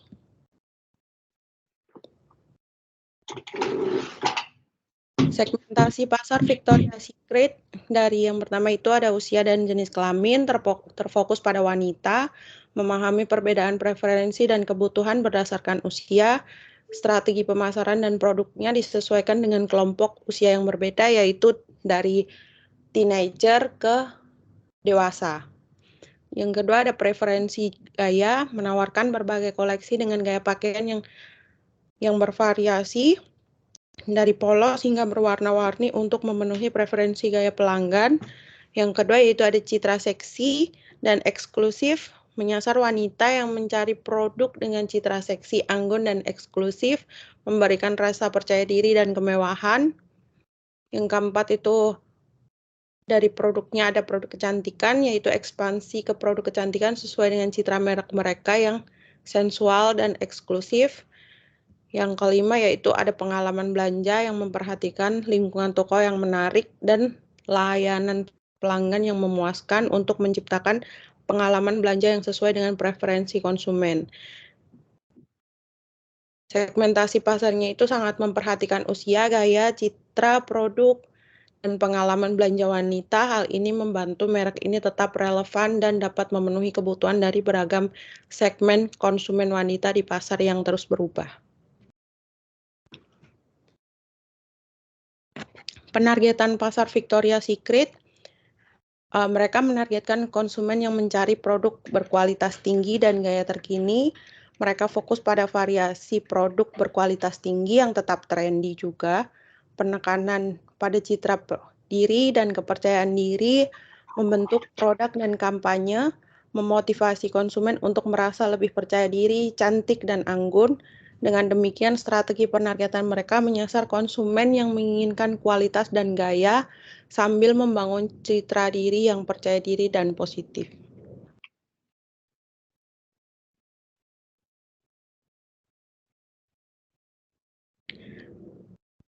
Lalu ada brand positioning Victoria's Secret.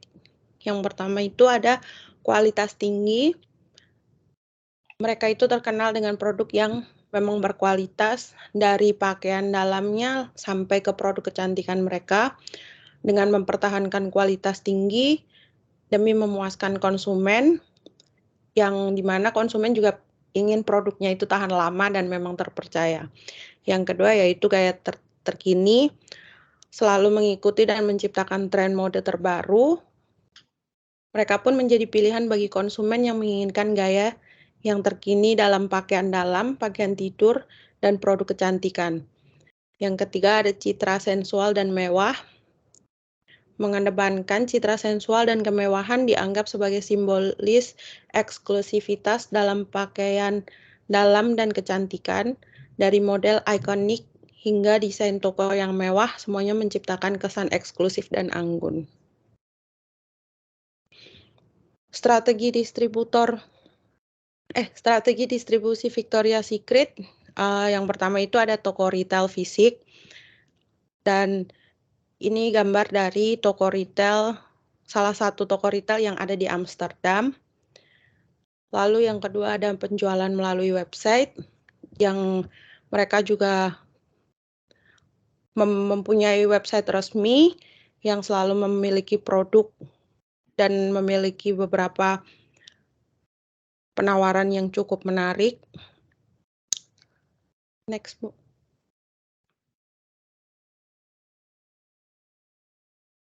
Yang ketiga ada penjualan melalui e-commerce.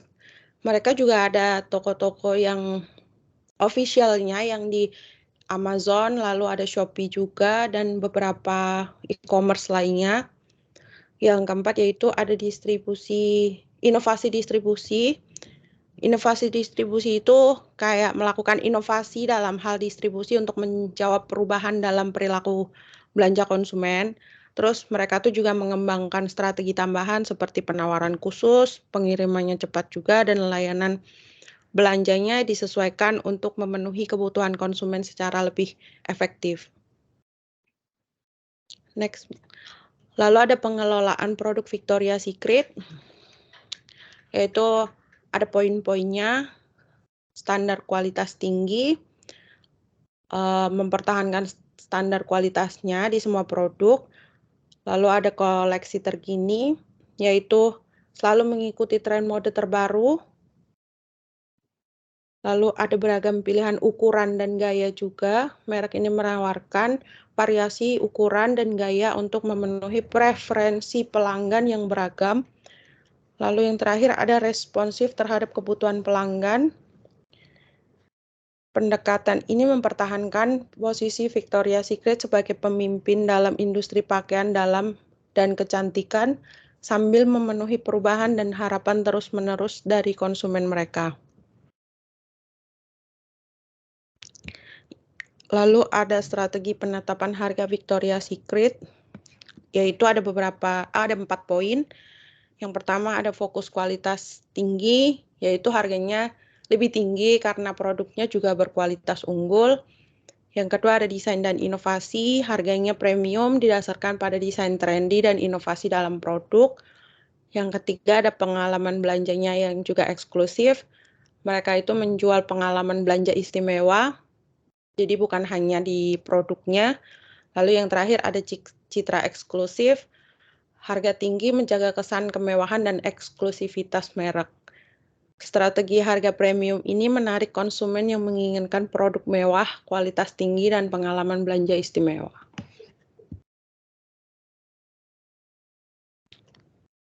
Terima kasih, sekian dari kelompok 3. Oke, terima kasih Mbak.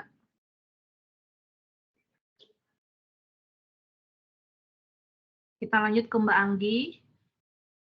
Mbak, kelompok 2 coba di-up dulu. Ini ya Mbak, kelompok 2, abis ini kelompok 2 dan berurut ya.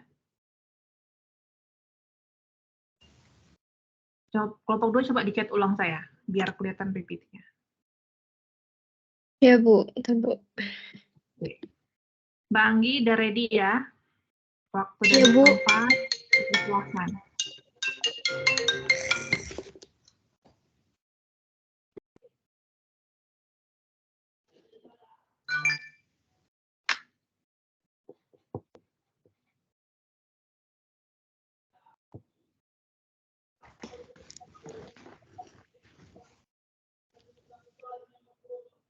Bisa saya mulai, Bu? Ya, silakan. Terima kasih, Bu.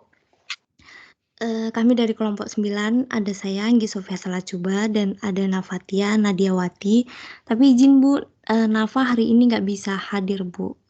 Oke.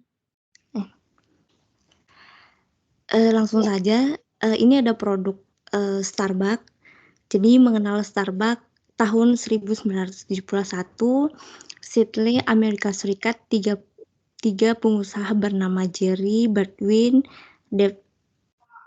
Jeff Sick, dan Gordon Bockwar membuka toko kopi kecil bernama Starbucks Coffee. Diambil dari karakter utama dalam buku Moby Dick karya Herman Melville. Starbucks menjual biji kopi yang dipanggang, namun tahun 1984 membuka gerai menyajikan kopi siap minum. Tahun 1987, Howard Schultz, seorang pengusaha kopi, bergabung dengan Starbucks sebagai direktur pemasaran dan pengembangan bisnis hingga akhirnya Howard mulai jadi CEO Starbucks tahun 1987. Tahun 1992, berekspansi keluar Amerika Serikat, gerai di Tokyo, Jepang, Kanada, Inggris, dan negara lainnya. Pada tahun 2023, Starbucks membuka gerai pertama di Indonesia.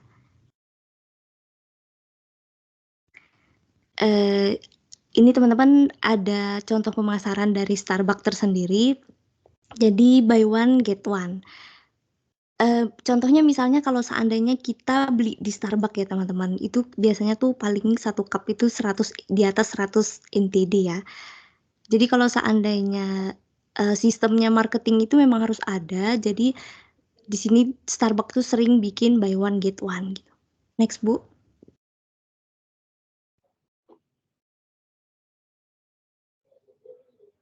Sejauh ini saya belajar bisnis, usaha itu penawaran. Nah, bisnis itu usaha yang bersistem. Jadi sehebat apapun usahanya, kalau sistemnya tidak ada, dia nggak bakalan berkembang, teman-teman.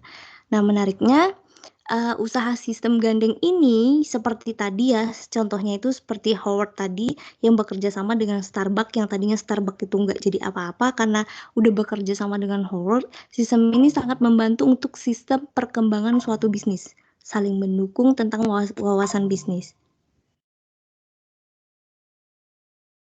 Contohnya, Selamat Hari Lahir Pancasila.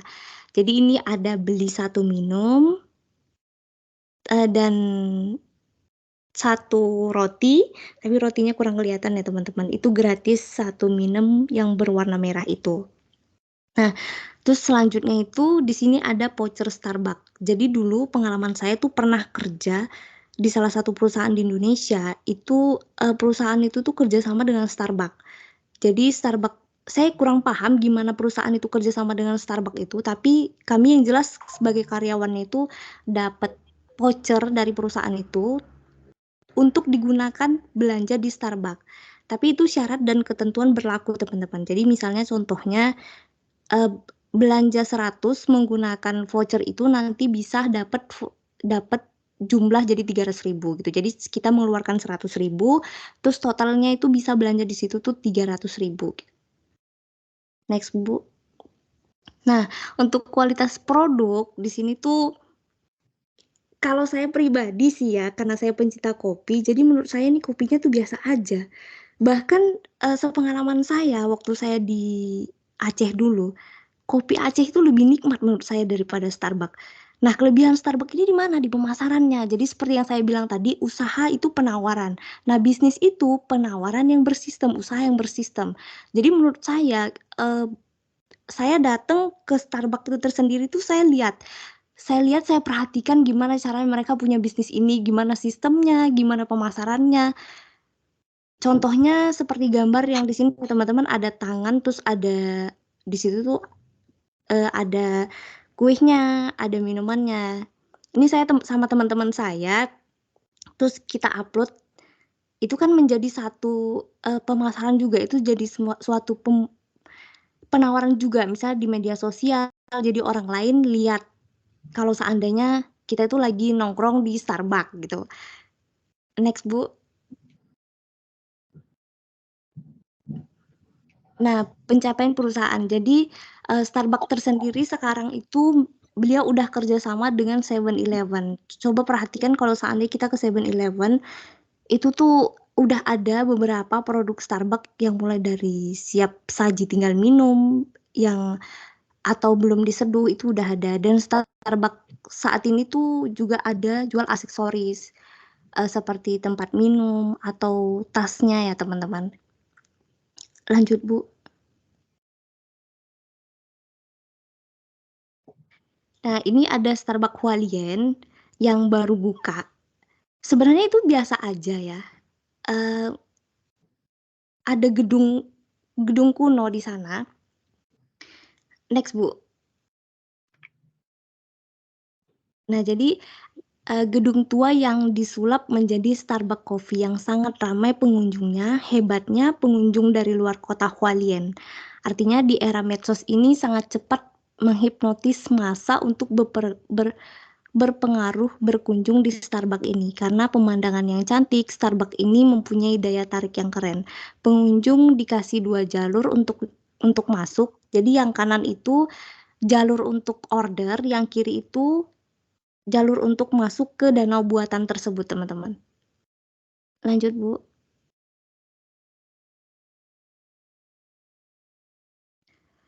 Nah, jadi tujuan tujuan pengunjung saat ini tuh bukan hanya untuk menikmati kopi, tapi udah jadi sebagai kebutuhan yang nge-brand diri sendiri bahwasanya kalau misalnya nongkrong di Starbucks itu keren atau pemandangan yang nyaman. Terus di situ juga bisa untuk nyaman ngerjain tugas karena kan free wifi ya teman-teman. Jadi ini contohnya saya upload di Instagram terus di komen ajak napa ke Starbucks sebelah Seci gitu.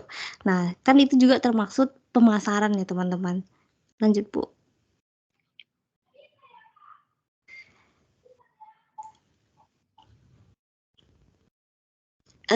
Sampai di sini pohon beringin cegah erosi, rumah kuat karena pondasi. Mohon izin mengakhiri presentasi. Semoga dapat memberi edukasi. Terima kasih Bu. Oke, terima kasih untuk kelompok 9. Lanjut kelompok 2, Mbak Hikmah. Ya, Bu. Mau share PPT sendiri, Mbak Hikmah? Oh, Ibu aja lah. Mana, coba dinaikin dulu di WhatsApp ada tadi. Ada, Bu. Setelah Mbak Hikmah, kelompok 4 ya. Habis ini.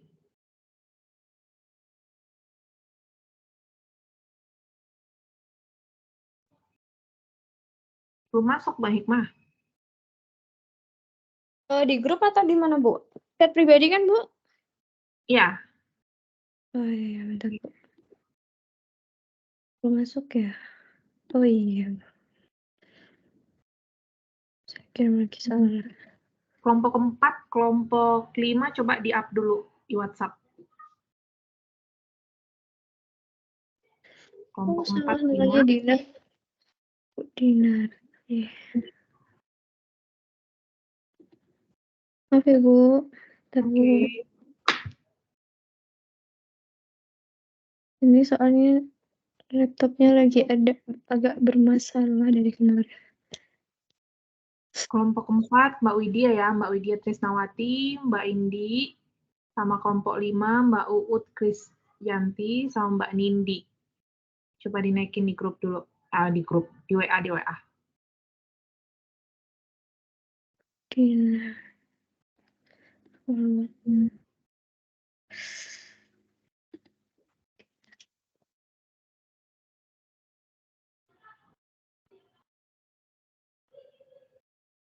Udah belum ya, Bu? Oh, ini udah.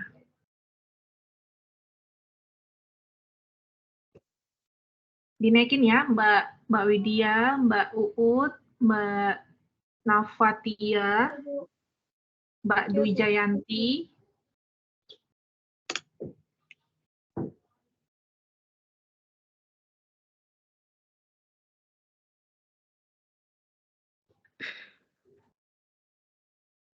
Oke, waktu dan tempat dipersilahkan kelompok 2. Baik, Bu. Belum keluar, Bu?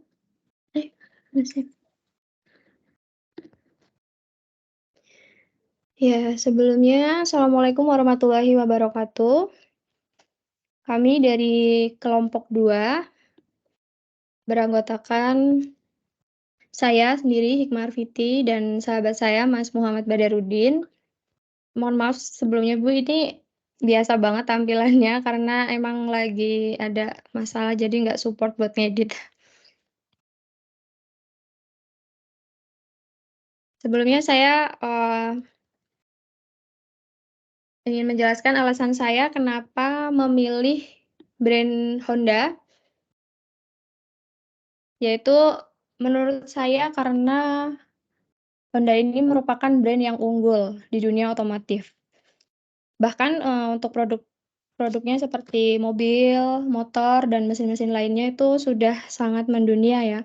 Bahkan kita sendiri juga bisa menjumpai berbagai showroom ataupun dealer gitu, bahkan ada di banyak daerah gitu. Dan untuk sejarahnya, jadi pemilik brand Honda yaitu Soichiro Honda yang lahir pada 17 November 1906 Dia memiliki kecintaan pada mesin sejak kecil. Pada tahun 1937, dia memulai perjalanan bisnisnya dengan mendirikan perusahaan yang memproduksi ring piston untuk Toyota. Jadi awal mulanya dia hanya memproduksi ring piston ya. Kalau nggak salah ring piston itu seperti bentuk lingkaran atau kayak cincin-cincin itu yang fungsinya untuk untuk menjaga atau melindungi mesin gitu dari oli ya kalau nggak salah. Namun pada masa Perang Dunia Kedua membawa tantangan serius bagi bisnisnya dengan salah satu pabriknya dibom dan yang lainnya hancur akibat gempa bumi pada tahun 1945. Pada tahun 1946, ia mendirikan Honda Technical Research Institute. Jadi sudah dibom, terus sudah kena gempa, tapi dia tidak kehilangan semangat. Setelah itu, Honda beralih ke penelitian pengembangan sepeda motor yang digerakkan oleh mesin. Jadi ini merupakan awal mula produksi massal dari Honda tersebut. Pada tanggal 24 September 1948, Honda mendirikan Honda Motor Company. Sejarah cemerlang ini dibuktikan melalui produk pertama Honda pada tahun 1949, sebuah sepeda motor yang sepenuhnya dirancang dan dikembangkan oleh Honda, diberi nama Dream. Di Type Motorcycle, Honda terus mengukir sejarah dengan meluncurkan Dream A-Type dan pada tahun 1951 dan ke F-Type pada tahun 1952. Pada tahun 1955, Honda menjadi merek sepeda motor terbesar di negara Jepang. Hingga pada tahun 2015, Honda mencapai produksi mobil ke 100 juta dengan semangat inovasi dan dedikasi terhadap kualitas. Honda terus menjadi salah satu pemimpin di berbagai industri yang ditekuninya. Seperti itu. Next, Bu. Selanjutnya yaitu segmentasi pasar Honda. Yang pertama yaitu segmentasi geografis. Produk motor dan mobil Honda menyebar luas di dunia dan menyebar hampir rata di Indonesia. Terlebih untuk di Indonesia, faktor cuaca dan kemacetan menjadikan mobil dan motor laris di pasaran Indonesia.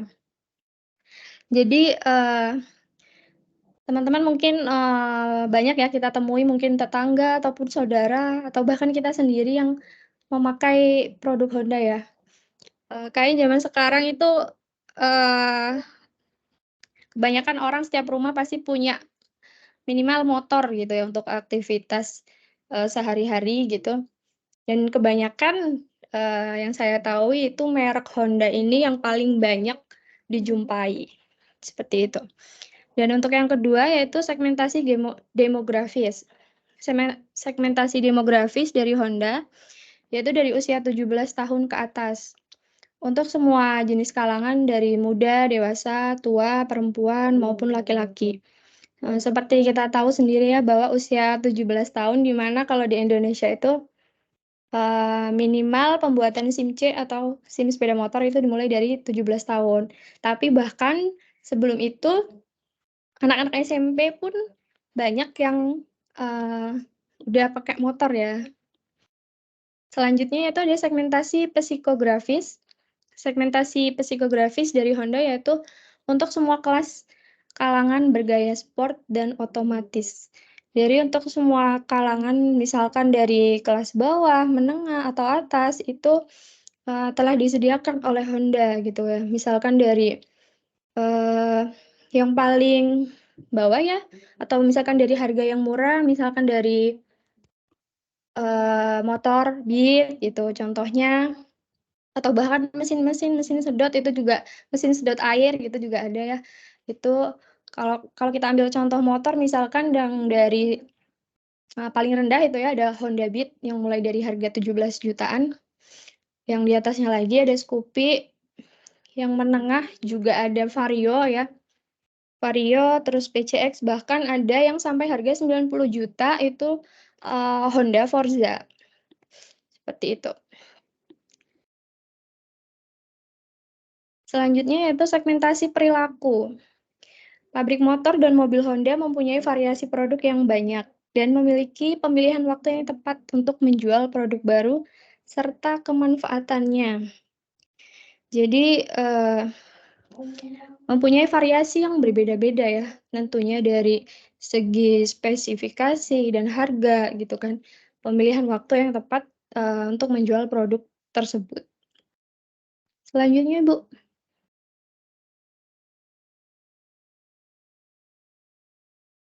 Ya, jadi yang C ini ada target pasar dan pemosisian.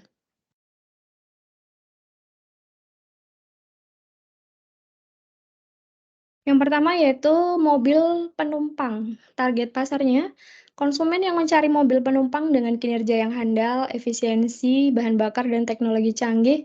Ini mungkin termasuk keluarga, profesional muda, dan individu yang mencari kombinasi antara gaya dan fungsional.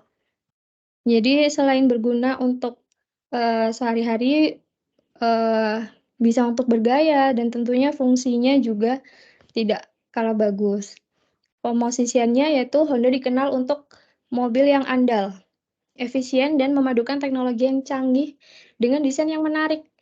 Pemosisian ini dapat mencakup kesan kualitas, inovasi, dan kenyamanan. Gitu. Bahkan saking menariknya gitu. Beberapa contoh ya yang bisa kita ambil, misalkan di mobil Honda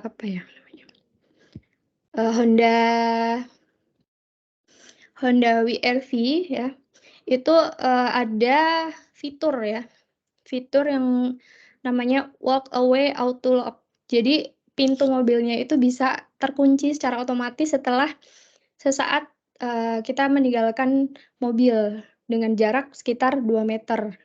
Gitu. Jadi kita nggak perlu khawatir lagi untuk mengunci mobilnya gitu. Dan tentunya banyak lagi fitur-fitur ataupun keistimewaan yang dimiliki atau diciptakan oleh produk Honda tersebut.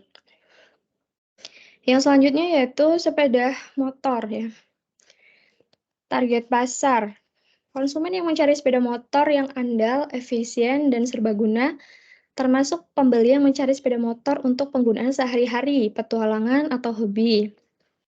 Dan pemosisiannya yaitu Honda dapat memposisikan diri sebagai penyedia motor yang dapat diandalkan dengan rentan produk yang mencakup berbagai jenis dan keperluan pengendara. Gitu. Seperti yang sudah dijelaskan tadi, kalau misalkan dari berbagai jenis, kayak misalkan kita butuh untuk bepergian yang misalnya yang jauh atau untuk aktivitas yang dekat aja gitu. Misalkan kita bisa untuk anak sekolah ya, misalkan cukuplah kita pakai Honda Beat gitu kan, karena emang jaraknya nggak terlalu jauh, atau bahkan mungkin ada pekerja yang jarak rumahnya jauh dari rumah, bisa kita pilih misalnya untuk CC yang lebih tinggi, misalnya yang di atasnya Vario atau sebagainya, dan lagi sesuai keperluan ya. Misalkan orang yang berbadannya kecil ataupun pendek ya, lebih milih Scoopy dibandingkan dengan PCX. Orang yang gemuk misalnya, dia lebih milih untuk membeli Honda PCX gitu. Jadi sesuai dengan keperluan gitu. Seperti itu. Kemudian yang ketiga yaitu kendaraan listrik. Target pasar, konsumen yang tertarik pada kendaraan listrik dan mencari opsi ramah lingkungan. Ini termasuk individu yang peduli terhadap lingkungan dan mencari solusi transportasi yang berkelanjutan. Jadi kendaraan listrik ini kan tanpa bahan bakar ya, jadi menggunakan listrik. Jadi tidak menimbulkan asap misalnya, jadi lingkungannya lebih ramah lingkungan seperti itu. Ada contoh misalkan sepeda listrik atau mobil listrik seperti itu ya. Dan pemosisiannya yaitu Honda dapat memposisikan diri sebagai pemimpin dalam mobilitas berkelanjutan, menawarkan kendaraan listrik dengan kinerja yang handal dan inovatif. Tentunya ya seperti itu ya. Dan yang keempat yaitu ada SUV dan crossover. Target pasarnya konsumen yang mencari kendaraan yang memberikan kenyamanan dan keandalan SUV atau crossover baik untuk penggunaan sehari-hari maupun petualangan. Pemosisian, Honda dapat memposisikan diri sebagai penyedia SUV dan crossover yang menggabungkan kenyamanan, keamanan, dan keandalan dengan pemilihan yang sesuai untuk berbagai kebutuhan konsumen ya. Jadi SUV itu sendiri sama seperti kayak apa ya? Kepanjangannya dari e-sport utility vehicle, yaitu mobil yang dirancang untuk digunakan di jalan raya atau bisa untuk off-road ya, off-road ya atau jalan tanah. Jadi setelah di jalan tanah dia juga bisa dipakai di misalkan jalan yang berbatu atau terjal seperti itu. Selanjutnya ada pemosisian global. Target pasarnya, Honda memiliki kehadiran global dan dapat menargetkan konsumen di berbagai pasar dari Asia, Amerika Utara, hingga Eropa. Pemosisian globalnya dapat mencerminkan filosofi perusahaan dalam memberikan produk dan layanan yang berkualitas tinggi di seluruh dunia. Karena sudah mendunia ya, kita banyak lihat mungkin di serum atau sebagainya, itu memiliki kualitas yang bagus. Dan ini yang selanjutnya, yang D, itu strategi pemasaran Honda akan dilanjutkan oleh sahabat saya, yaitu Mas Badarudin. Silakan, Mas.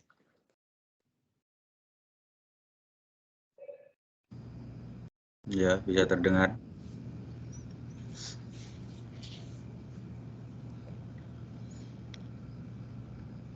Saya lanjut. D, strategi pemasaran Honda. 1, yaitu branding kuat. Citra Honda yang kuat dan andal telah menjadi penentu utama dalam memenangkan hati konsumen. Melalui strategi branding yang matang, Honda tidak hanya dikenal di tingkat lokal, tetapi juga mencapai pengakuan global. Honda juga berhasil menciptakan identitas merek yang memberikan kepercayaan kepada pelanggan dan menjadikan setiap produk Honda sebagai pilihan yang dapat diandalkan. Kita tahu sendiri branding Honda itu yaitu pabrikan mesin yang sangat kuat di dunia, sampai dijadikan ajang balap seperti MotoGP. Kemudian kedua yaitu diversifikasi produk. Honda tidak hanya menghadirkan berbagai model mobil, tapi juga merambah ke beragam sektor industri termasuk sepeda motor, peralatan memotong rumput, sepeda, hingga kendaraan air. Diversifikasi produk bukan hanya sekedar upaya menambah ragam kendaraan di garis produk Honda, tetapi juga bentuk tanggapan terhadap tantangan pasar. Dengan melibatkan diri dalam berbagai sektor, Honda mampu menanggapi fluktuasi permintaan dan tren konsumen. Dari produk Honda sendiri ini adalah lebih untuk memperluas produknya.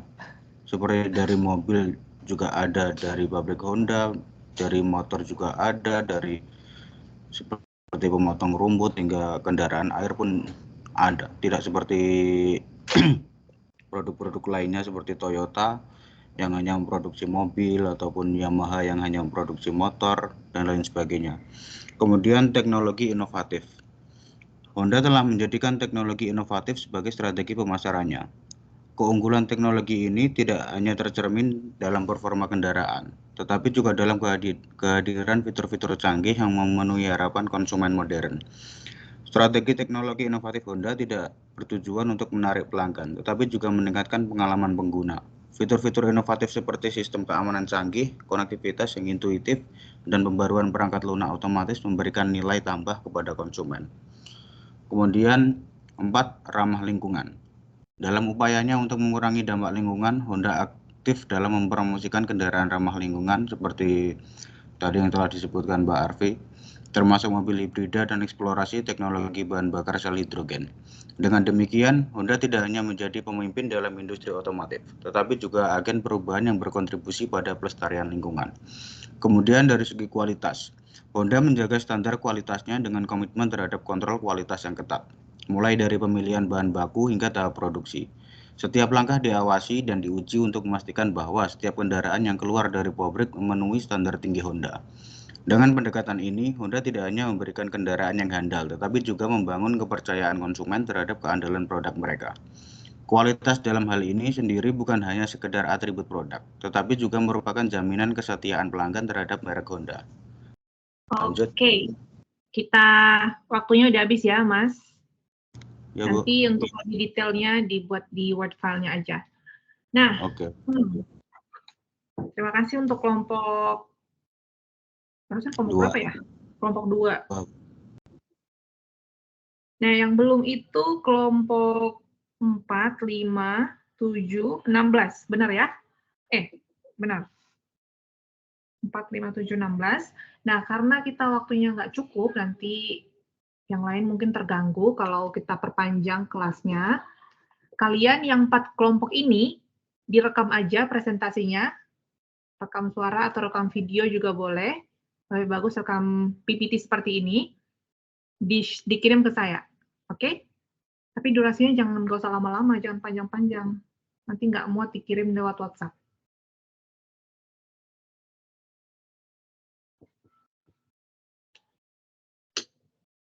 Boleh ya, yang 4 kelompok ini direkam aja presentasinya dikirim ke saya.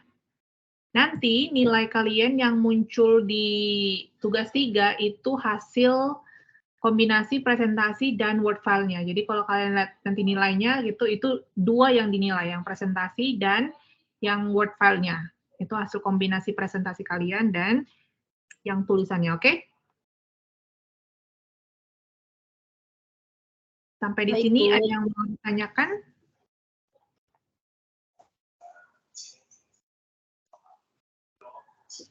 Maaf Bu, mau tanya untuk yang video buat apa presentasinya itu? Iya. Itu gimana? Atau video secara boleh nggak kayak yang visual gitu loh? Yang video terus yang jalan sendiri itu apa sih namanya? Atau pakai Boleh, rekam bisa. suara aja? Dua-duanya boleh, di mana kalian bagusnya aja. Kalau mau buat yang lebih canggih juga boleh, yang lebih menarik kayak apa presenter itu juga boleh. Tapi yang pasti deadline-nya dikirim ke saya itu hari Rabu ya. Bisa ya, nanti habis ini langsung rekam aja presentasi kalian. Deadline-nya dikirim hari Rabu ya untuk videonya. Oh, oke, makasih Bu. Oke, berarti ada 4 kelompok ya.